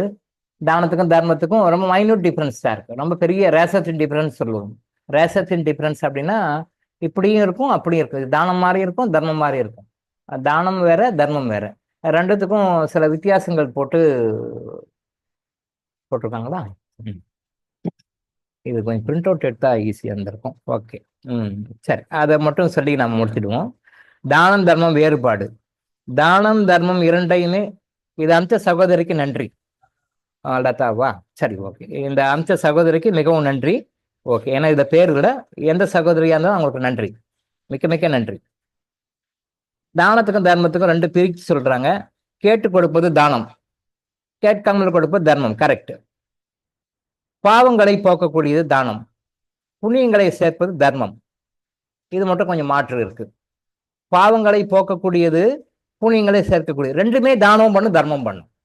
தானமும் பண்ணும், தர்மம் பண்ணும். தானம் வந்து பாவங்களை மட்டும் போக்கும், தர்ம புண்ணியத்தை மட்டும் சேர்க்கும் போட்டிருக்காங்க. பட் வந்து பாவங்களை போக்கக்கூடியது, புண்ணியங்களை சேர்ப்பது, ரெண்டுமே பண்ணும். தானமும் பண்ணும், தர்மமும் பண்ணும். ரெண்டுத்துக்குமே அந்த பலன் உண்டு. ஆனா தர்மம் வந்து அதிகமா பண்ணும், பல மடங்கு அதிகமா கொடுக்கும். தானத்தை செய்வதை விட நமக்கு நல்ல விஷயங்கள் கிடைக்குது. தர்மம் வந்து அதை விட ஒன்று அதிகமாக கிடைக்குது. ஸோ அந்த கருத்தை மட்டும் கொஞ்சம் மாற்றிக்கங்க. தானம் தர்மம் ரெண்டுமே பலன் உண்டு. தர்மத்துக்கு பலன் இன்னும் அதிகம், தானத்தை விட பலன் அதிகமாக உண்டு. அடுத்தது, தன்னை விட மேலானவர்களுக்கு மகான்களுக்கு கொடுப்பது தானம். தன்னை விட கீழானவர்களுக்கு எளியவர்களுக்கு கொடுப்பது தர்மம். இது வந்து கருத்து கொஞ்சம் மாற்றிக்கணும். தன்னை விட மேலானவர்களுக்கு மகான்களுக்கு கொடுத்தாலும் சரி, தன்னை விட கீழானவர்களுக்கு எளியவர்களுக்கு கொடுத்தாலும் சரி, ரெண்டுமே ஒன்று தான். லோயர் பீப்புளுக்கு கொடுத்தாலும் சரி, ஹையர் பீப்புளுக்கு கொடுத்தாலும் சரி. இந்த வகையில் தெளிவு வர்றது பாராட்ட வேண்டிய விஷயம். நான் வந்து குறை சொல்லலை, என்னடா டாக்டர் குறை சொல்றாருன்னு அப்படின்னு நினைக்காதீங்க. இதை நான் இன்னும் ஃபைன் டியூன் பண்ணி கொடுக்குறேன். கருத்து வந்து நம்ம மற்ற முறைகளில் மற்ற விஷயங்கள் இருக்கிற விஷயத்தெல்லாம் நீங்கள் கேதர் பண்ணி இந்த அளவுக்கு பக்குவம் அடைஞ்சிருக்கோமோ நமக்கு சந்தோஷமா இருக்கு. அதை பக்குவம் அடைஞ்சிருக்கீங்க, காயின் பண்ணீங்க, அதை 4 பேர் சொல்லணும்னு நினைக்கிறீங்க, 4 பேர் மக்களுக்கு போகணும்னு நினைக்கிறீங்க, அது சந்தோஷமான விஷயம். பட் இது வந்து இன்னும் கொஞ்சம் அதை வந்து தூய்மைப்படுத்தி பக்கா பண்ணி இன்னும் ஃபைன் டியூன் பண்ணி இன்னும் வந்து அதை குவாலிட்டி வந்து இன்க்ரீஸ் பண்ணி கொடுக்குறேன் நான், அவ்வளோதான் விஷயம். இதை வந்து இன்னும் ஃபைன் டியூன் பண்ணிக்கோங்க அப்படின்றேன். இப்போ இந்த இடத்துல என்னன்னா, தன்னை விட மேலானவர்களுக்கு மகான்களுக்கு கொடுத்தாலும் சரி, தன்னை விட கீழானவர்களுக்கு எதையும் கொடுத்தாலும் சரி, ரெண்டுமே வந்து அது சேரிட்டியில் தான் வரும். தர்மத்தில் வரும், தர்மத்தில் வரும். இந்த ரெண்டையுமே ஒரே கேட்டகரி தான். யார் மேலக்கிறம் கொடுத்தாலும் சரி, கிழக்கு கொடுத்தாலும் சரி, யாரு கொடுத்தாலுமே வந்து அது வந்து கேட்டு கொடுத்தோம்னா தானம், அதுக்குள்ள பலன் கிடைக்கும். கேட்காமலே கொடுத்தா அது பலன் அதிகமாக கிடைக்கும். தர்மம் ரெண்டுமே கரெக்டு தான். இதுக்கு மட்டும்தான் கிடையாது. அடுத்தது வந்து ஒருவர் கேட்டோ அல்லது அவர் நிலை பிறர் எடுத்து கூற நாம் செய்வது. ஒருவர் கேட்டோ அல்லது அவர் நிலை பிறர் எடுத்து கூற நாம் செய்வது கரெக்ட், அது தானம். ஒருவர் கேட்காமல் அல்லது தேவைப்படுவர்களுக்கு கூட தெரியாமல் நாம் செய்வது, இது கரெக்ட். இது அப்சல்யூட்லி கரெக்ட். ஒருத்தர் வந்து நம்ம கிட்ட கேட்கணும்னு அவசியம் கிடையாது, குறிப்பால் உணர்ந்து அந்த காதுல கேட்கும் பொழுதே அப்படியா விஷயம் அப்படின்னு சொல்லி கேட்டு நாம கொடுக்கறது வந்து தர்மம் தான். ஒருவர் கேட்காமல் அது தேவைப்படுவர்களுக்கு கூட தெரியாமல் நாம் செய்வது அப்படின்றது வந்து தானத்தை விட ஒரு பங்கு அதிகமானது. கரெக்ட் தான். ஒருவர் கேட்டோ அல்லது அவர் நிலையை பிறர் எடுத்து கூற நாம் செய்வது ஓகே, கரெக்டு தான், தப்பில்லை. ஒருவர் கேட்காமல் அது தேவைப்படுவர்களுக்கு கூட தெரியாமல் நாம் செய்வது கரெக்டு தான், தப்பில்லை. கரெக்டு தான். தர்மம் அதுக்கு கொடுத்த டெஃபினிஷன் கரெக்டு தான். இப்போ நான் கூட அடிக்கடி சொல்லியிருக்கேன், மேரேஜ்க்காக எனக்கு யாராவது இன்விடேஷன் வச்சாங்க அப்படின்னு சொல்லி சொன்னால் அவங்களுக்கு உண்டான பணத்தை நான் முதல்லே கொடுத்துருவேன். பத்திரிக்கை வைக்கும்போதே அவங்க கையில் பணமாக கொடுத்துருவேன். கேஷாக தான் கொடுப்பேன் எல்லாருக்குமே, யாருக்கும் பொருளெல்லாம் வாங்கி கொடுக்க மாட்டேன், பணமாக கொடுத்துருவேன். அவங்க இல்லை சார் இருக்கட்டும், நீங்கள் வந்து ஃபங்க்ஷனில் வச்சு கொடுங்க அப்படின்னு சொல்லுவாங்க. இல்லை கடன் நிறைய இருக்கும், பல பிரச்சனை, எல்லாரும் கடன் வாங்கி கல்யாணம் பண்ணுறாங்க, பெரும்பாலும் நிறைய பேர் கடன் வாங்கி தான் கல்யாணம் பண்ணுறாங்க. அப்போ அவங்களுக்கு ஏதாவது ஒரு தேவை இருக்கும். அப்போ பின்னாடி மொய் வந்து நான் வாங்கி கடன் கொடுக்குறவங்க நிறைய பேர் பார்த்துருக்கேன். மொய் வந்த பிறகு மொய் காசு வச்சுட்டு அப்புறம் வந்து இவர் கூப்பிட்டு கொடு அப்படின்னு சொல்லி கொடுத்தவங்க நிறைய பேர் நான் பார்த்துருக்கேன் ஃபங்க்ஷனில். ஸோ அந்த மொய் எவ்வளோ வரும் தெரியல. அப்போ மொய் ஷார்ட்டேஜ் ஆச்சுன்னா என்ன பண்ணுறது, அந்த ஒரு பயம் உள்ளூர் இருக்கும் அவங்களுக்கு. மொய் ஷார்ட்டேஜ் ஆச்சுன்னா என்ன பண்ணுறது, மொய் வரலைன்னா என்ன பண்ணுறது, இல்லை வேற பொருளாக மாற்றி கொடுத்தாங்க, இப்போ தங்கமாக நகையாக கொடுத்துட்டாங்கன்னா என்ன பண்ணுறது. அப்போ நகையை போய் அடமானம் வச்சு மைக் செட்டுக்காரனுக்கும் டெக்கரேஷன்காரனுக்கும் அந்த மண்டபத்துக்காரனுக்கும் பாக்கி டியூவை கொடுக்க முடியாது, அவசரம் கொடுக்க முடியாது. அவன் கொடுத்துட்டு தான் மண்டபத்தை காலி பண்ணணுன்னுவான். அப்போ அந்த மாதிரி சூழ்நிலைகளை நான் ப்ராக்டிக்கலாக பார்த்துருக்கேன். ஆனால் யாருக்கு எப்போ மேரேஜ்னாலும் அப்போவே அவங்களுக்கு வந்து கேஷாக கொடுத்துட்ருங்க, இல்லை செக்காக அட்வான்ஸாக கொடுத்துட்ருங்க. அப்போ அவங்க ஏதாவது ஒரு பணத்தை வாங்கி ஏதாவது யூஸ் பண்ணிக்குவாங்க. அப்போ இவ்வளோ பணம் இருக்கும், நம்மளால முடியும். ஈவன் அந்த ஃபங்க்ஷனுக்காக நான் வந்து அந்த மொய் வைக்கணும் அப்படின்னா கூட அதை அட்வான்ஸாக கொடுத்துருங்கன்னு சொல்ல வரேன். தட் டூ கேஷாக கொடுப்பேன் நான். ஏன்னா அவங்களுக்கு பல வகையில் யூஸ் ஆகும். நம்ம வச்சுக்கிற பொருளால் அவங்களுக்கு பணம் இருக்குன்னு சொல்ல முடியாது, இல்லைன்னு சொல்ல முடியாது. அவங்களுக்கு அந்த பொருள் எந்த அளவுக்கு யூஸ் ஆகும், ஈவன் நகையா எடுத்தா கூட நாங்கள் வீட்டுக்கு கூட தான் சொல்லுவேன், யாருக்கு கொடுத்தாலும் நான் நகையை போடுறேங்க, 2 பவுன் போடுறேங்க, 4 பவுன் போடுறேங்க அப்படி சொல்லுவாங்க. நீ அந்த ரேட்டுக்கு மார்க்கெட் ரேட்டுக்கு போட்டு பணமாக கொடுத்தது, ஒரு கொஞ்சம் ஜாஸ்தியாக கூட கொடு, பரவாயில்ல, கம்மியாக கொடுக்க வேண்டாம், கொஞ்சம் எக்ஸ்ட்ரா கூட கொடுத்துருமா அப்படி சொல்லுவேன். அப்போ வந்து அந்த மாதிரி ஒருவர் கேட்காமல் தேவைப்படுவதற்கு கூட தெரியாமல் நாம் செய்வது அது நிறைய விஷயம். ஆமாம், நான் ஏற்கனவே கூட ஒரு தடவை சொல்லியிருக்கேன். எங்கள் ரிலேட்டிவ் வீட்டுக்கு போயிருக்கும்போது ஒருத்தர் ஃபைனான்ஸ்கார் ஒருத்தர் பக்கத்து வீட்டில் 2-3 வீட்டுக்கு தள்ளி ஒருத்தர் வீட்டில் வந்து ரொம்ப டார்ச்சர் கொடுத்தாரு. அப்போ நான் கேட்காம தான் கொடுத்தேன். நான் சொந்தமோ ஜாதியோ பந்தமோ எல்லாம் கிடையாது. நான் எங்கள் ரிலேட்டிவ் வீட்டுக்கு போயிருக்கேன், அவங்க வீட்டில் 4வது வீட்டில் அந்த பிரச்சனை நடக்குது, நான் பணத்தை கொடுத்தேன். அவர் எதிர்பார்க்கவே இல்லை. இந்த மாதிரி கேட்காம கொடுக்கறது தான் தர்மம். அவன் எனக்கு சொந்தமா, அவன் எனக்கு ஜாதிகாரனா, அவன் எனக்கு வேண்டப்பட்டவனா, அவன் என்ன பங்காளியா, அப்படி இல்லை. அது ஒரு ஆத்மா, அந்த ஆத்மாவுக்கு நம்ம கொடுக்குறோம், அதுதான் தர்மம். ஒருவர் பசி என்று கூறி உதவி கேட்ட பிறகு செய்வது. ஒருவர் பசி என்று கூறி உதவி கேட்ட பிறகு செய்வது. ஒரு பசி அறிந்து நாம உணவு கொடுப்பது. கரெக்ட், ரெண்டுமே கரெக்டு தான். பட் பசின்னு யாரு கேட்டாலும் கொடுங்க, அது ரெண்டுமே சொல்லிக்கிறது கரெக்ட். அது தானம், இது தர்மம், ரைட், ஓகே. பசின்னு யாரு வந்து கேட்டாலும் இல்லைன்னு சொல்லாதீங்க. நீங்களே சாப்பிட உட்கார்ந்தீங்கன்னா கூட அம்மா தாயேன்னு யாராவது வந்து கேட்டாங்கன்னா சாப்பாடு கூட எடுத்து அவங்களுக்கு கொடுத்துருங்க. நீங்கள் சாப்பிட்ட சாப்பாடு, நீங்கள் அந்த சாப்பிட்ற சாப்பாடு எடுத்து கொடுத்துருங்க, எனக்கு தானே இருக்குது அப்படின்னு சொல்லி. பசின்றவங்கள யாருக்கிட்டையுமே எந்த காலத்தை கொண்டும் எந்த சூழ்நிலையும் பசின்றவங்களுக்கு வந்து சாப்பாடு இல்லைன்னு சொல்லாது, கொடுங்க. ஆனால் நிறைய பேர் என்ன நினைச்சுக்கிறாங்கன்னா, அப்போ சாப்பாடு போட்டாவே போதுமா, சரியா போயிடுமா அப்படின்னு இங்கே தப்பா ஒரு விஷயம் சொன்னால் நம்ம மக்கள் வந்து அதை வேற மாதிரியும் எடுத்துக்கிறாங்க. புரிதல் கொஞ்சம் குறைவு, அவ்வளவுதான். அப்போ எனக்கு நான் அப்போ அன்னதானம் கொடுத்தா என் பாவமெல்லாம் போயிடுமா, அன்னதானம் கொடுத்துட்டா என் பிரச்சனை தீர்ந்துடுமா அப்படின்னு நினைக்கிறாங்க. இல்லை இல்லை, தீராது. அன்னதானம் கொடுப்பது ஒரு படிக்கட்டு. நீங்க ஒரு கோயில் மலைக்கு போறீங்க, அது 100 படிக்கட்டு இருக்கு, ஒரு படிக்கட்டு தாண்டோடனே எனக்கு எனக்கு கோயில் வரலையேன்னு சொல்லக்கூடாது. அந்த ஒரு படிக்கட்டு அன்னதானம், அவ்வளவுதான். அந்த ஒரு படிக்கட்டு அன்னதானம். அன்னதானம் அப்படின்றது வந்து நீங்க செய்கின்ற தர்மத்துல ஒரு பகுதி. ஆனால் அன்னதானம் பண்ணிட்டாலே நான் வந்து எல்லா கர்மாவும் போயிடுமா அப்படிங்கிறது, எந்த கர்மாவால உங்களுக்கு நீங்க செப்பரேட்டிங்களோ அந்த கர்மாவுக்கு ஒன்று ரெமெடி பண்ணணும். எந்த கர்மாவினால் எதை செய்ததால் நீங்க இன்னைக்கு கஷ்டப்பட்டு இருக்கீங்களோ அந்த கர்மாவுக்கு உண்டான ரெமெடி தான் நீங்க பண்ண முடியும். நான் அன்னதானம் பண்ணிட்டேன் அதனால எனக்கு பாவம் போயிடும், அன்னதானம் பண்ணிட்டேன் என் கர்மா போயிடும் அப்படிலாம் சொல்லக்கூடாது. அது தப்பு. அன்னதானமும் ஒரு குட் கர்மா, அன்னதானமும் ஒரு நல்ல விஷயம். அது செய்யணும், கம்பல்சரி செய்யணும். அது இல்லைன்னு யாருக்கும். ஃபர்ஸ்ட் ஸ்டெப் அது, முதல் ஸ்டெப். நீங்க கோயிலுக்கு போறீங்க அப்படின்னா முதல் ஸ்டெப், ஃபர்ஸ்ட் ஸ்டெப் தானம். அது சாப்பாடு. பசின்றவங்களுக்கு யாரையும் வந்து இல்லைன்னு சொல்றாங்க, எந்த காரணத்தை கொண்டு. உங்க கையில காசு இல்லையா, கடன் வாங்கியாவது அவங்க சாப்பாடு போட்டு கொடுங்க, கடன் வாங்கியாவது கொடுங்க. ஜிபேல பணம் தான் கொடுப்பா, ஒரு 100 ரூபான்னு கேட்டு யார்கிட்டயா வாங்கியாவது உங்க சாப்பாடு வாங்கி கொடுங்க. சாப்பாடு மட்டும் இல்லைன்னு சொல்லாதீங்க, அது ரொம்ப முக்கியமான விஷயம். சரியா? ஆனா அன்னதானம் மட்டுமே போதும்னு நிறைய பேர் நினைச்சிருக்காங்க. Most of the people are wrongly thinking. அன்னதானம் மட்டுமே போதுமானது அப்படின்னு நினைச்சுக்கிறாங்க. அதுதான் தப்பு. அன்னதானம் மட்டுமே போதுமானது இல்லை, அன்னதானம் முதல் படி. அதுக்கு நேரம் என்னென்ன செய்யணும் அது செய்யணும். ஒரு பசி அறிந்த பின் உணவு கொடுப்பது, ஏதோ ஒரு பலனை எதிர்பார்த்து செய்வது தானம். கரெக்ட். ஆமா, ஏதோ ஒரு பலனை எதிர்பார்த்து செய்யறாங்க. எந்த ஒரு பலனையும் எதிர்பார்க்காமல் செய்வது தர்மம். கரெக்ட். கரெக்ட். இது அப்சல்யூட்லி கரெக்ட், 100% கரெக்ட். எந்த பலனும் எதிர்பார்க்காம, எந்த பலனும் எதிர்பார்க்கல. ஏன் எதிர்பார்க்கல அப்படின்னு சொல்லி சொன்னா, அது கடவுளுடைய வேலை. வந்து மற்றவங்களுக்கு உதவி செய்யறதும் கட்டுப்படுறவங்களை காப்பாதும் கடவுளுடைய வேலை. அந்த வேலையை நாம செய்யும் போது நாம கடவுளாக ஒரு வகையில் மாறுகிறது. கடவுள் செய்ய வேண்டியது நாம செய்யறோம், அப்போ அவருடைய ஆசீர்வாதம் நமக்கு கிடைக்கும். அப்போ எந்த பலனும் எதிர்பார்க்காமல் செய்யறதுதான் பலன் வந்து ரொம்ப அதிகமா இருக்கும். தான தர்மம் செய்யறவங்களே நிறைய பேர் நான் பாக்குறேன். பலனை எதிர்பார்த்து கொடுக்குறவங்க இருக்காங்க, பலனை எதிர்பார்க்காம கொடுக்குறவங்க இருக்காங்க. டாக்டர் சொல்றாரு திருப்பி திருப்பி எப்ப பார்த்தாலும் இதே பேசிட்டு இருக்கிறாரு அப்படின்றதுக்காக கொடுக்குறவங்க இருக்காங்க. நிறைய கேட்டகரிஸ் இருக்காங்க. எப்ப பார்த்தாலும் இதே சொல்லுங்கிறாரு, எது சொல்றாரு சரி கொடுப்போம் அப்படின்னு சொல்றவங்களும் இருக்காங்க.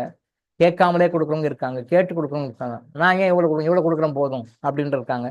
பட்டு எந்த பலன் எதிர்பார்க்காம செய்யறது பலன் வந்து அதிகமா இருக்கு, ரொம்ப ரொம்ப அதிகமா இருக்கு. ஏன்னா பிகாஸ் அது நம்முடைய கடமை. நம்மளுடைய கடமை, இந்த மனித பூமியில பிறந்தா நாம் மற்றவங்களுக்கு செய்யணும், அதுதான் நம்ம கடமை. அந்த கடமையை நம்ம முழுமையா உணர்ந்தோம்னா எந்த பலனும் ஏற்காம நம்ம டியூட்டியும் நம்ம செய்யும். அது கரெக்ட் தான், தர்மத்துக்கு உண்டான பலன்கள் தான். சரி, இது என்ன செய்தி எடுக்கணும், இது எடுக்கணும், இது வேண்டாம்.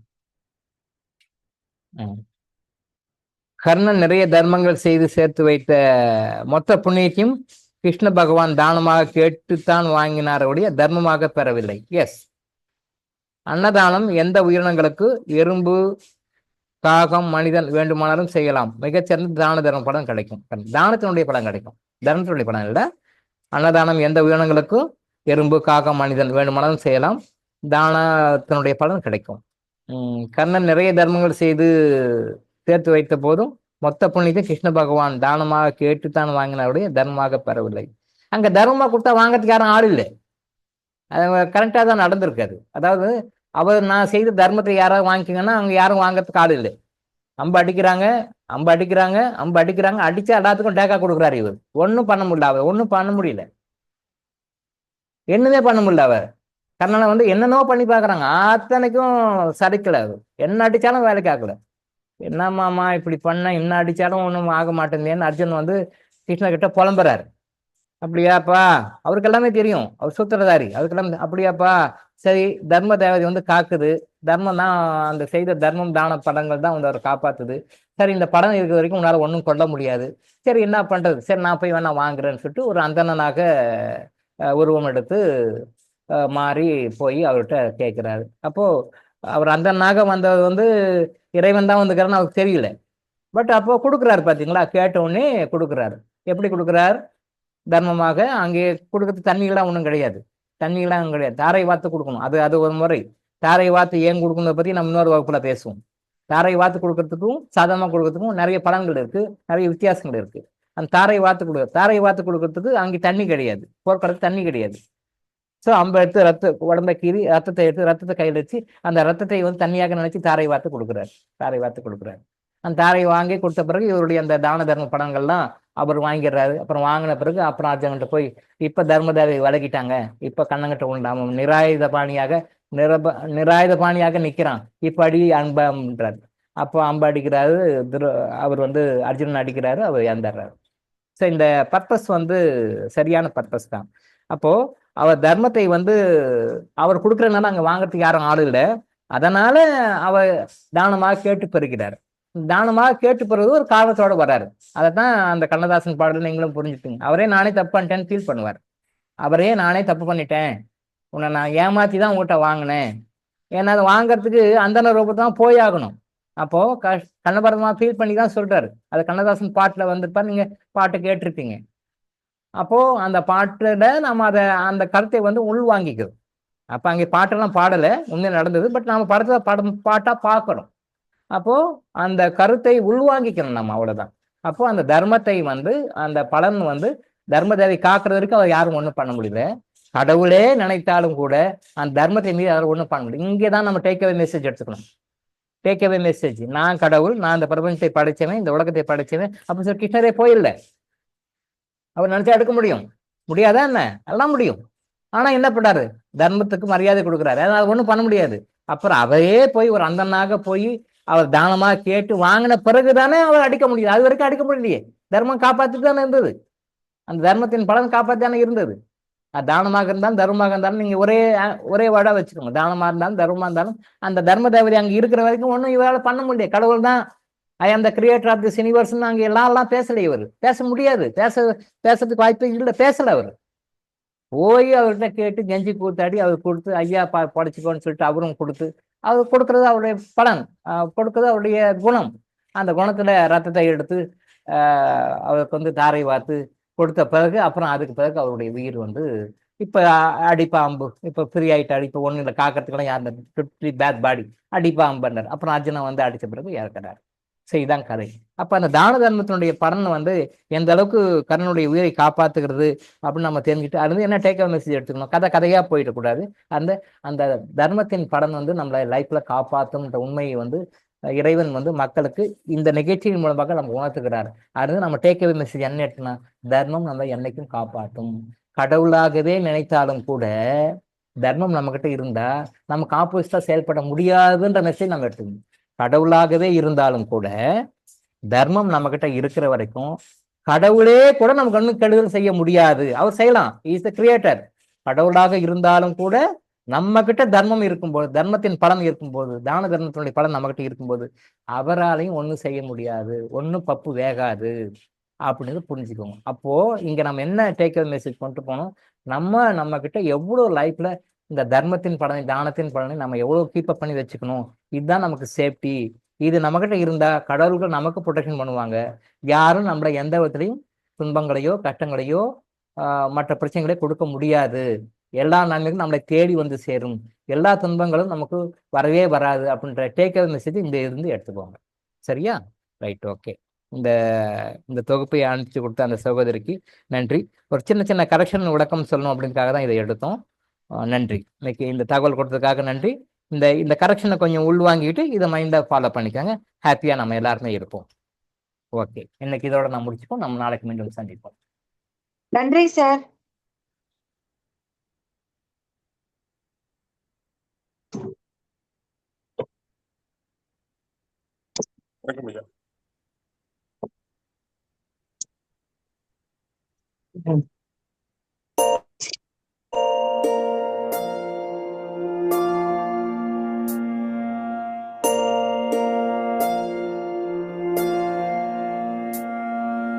கருவாக்கி உருவாக்கி எனையாண்டு காத்தருளும் இறைவா நன்றி.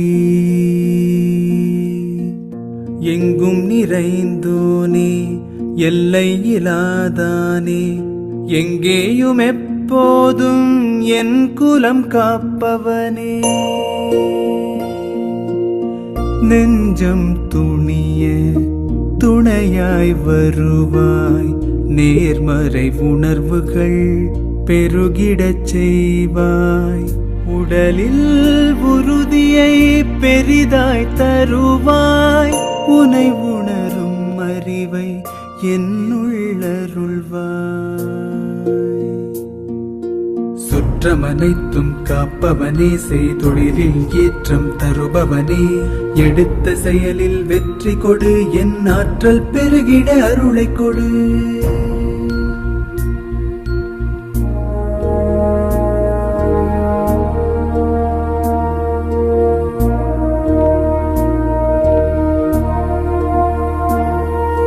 கருவாக்கி உருவாக்கி எனையாண்டு காத்தருளும் இறைவா நன்றி. வல்லமை தந்து நீ வளர்ச்சி கொடு, அகத்திலும் புறத்திலும் மலர்ச்சி கொடு. வளர்ச்சி கொடு, மலர்ச்சி கொடு, வளர்ச்சி கொடு, மலர்ச்சி கொடு.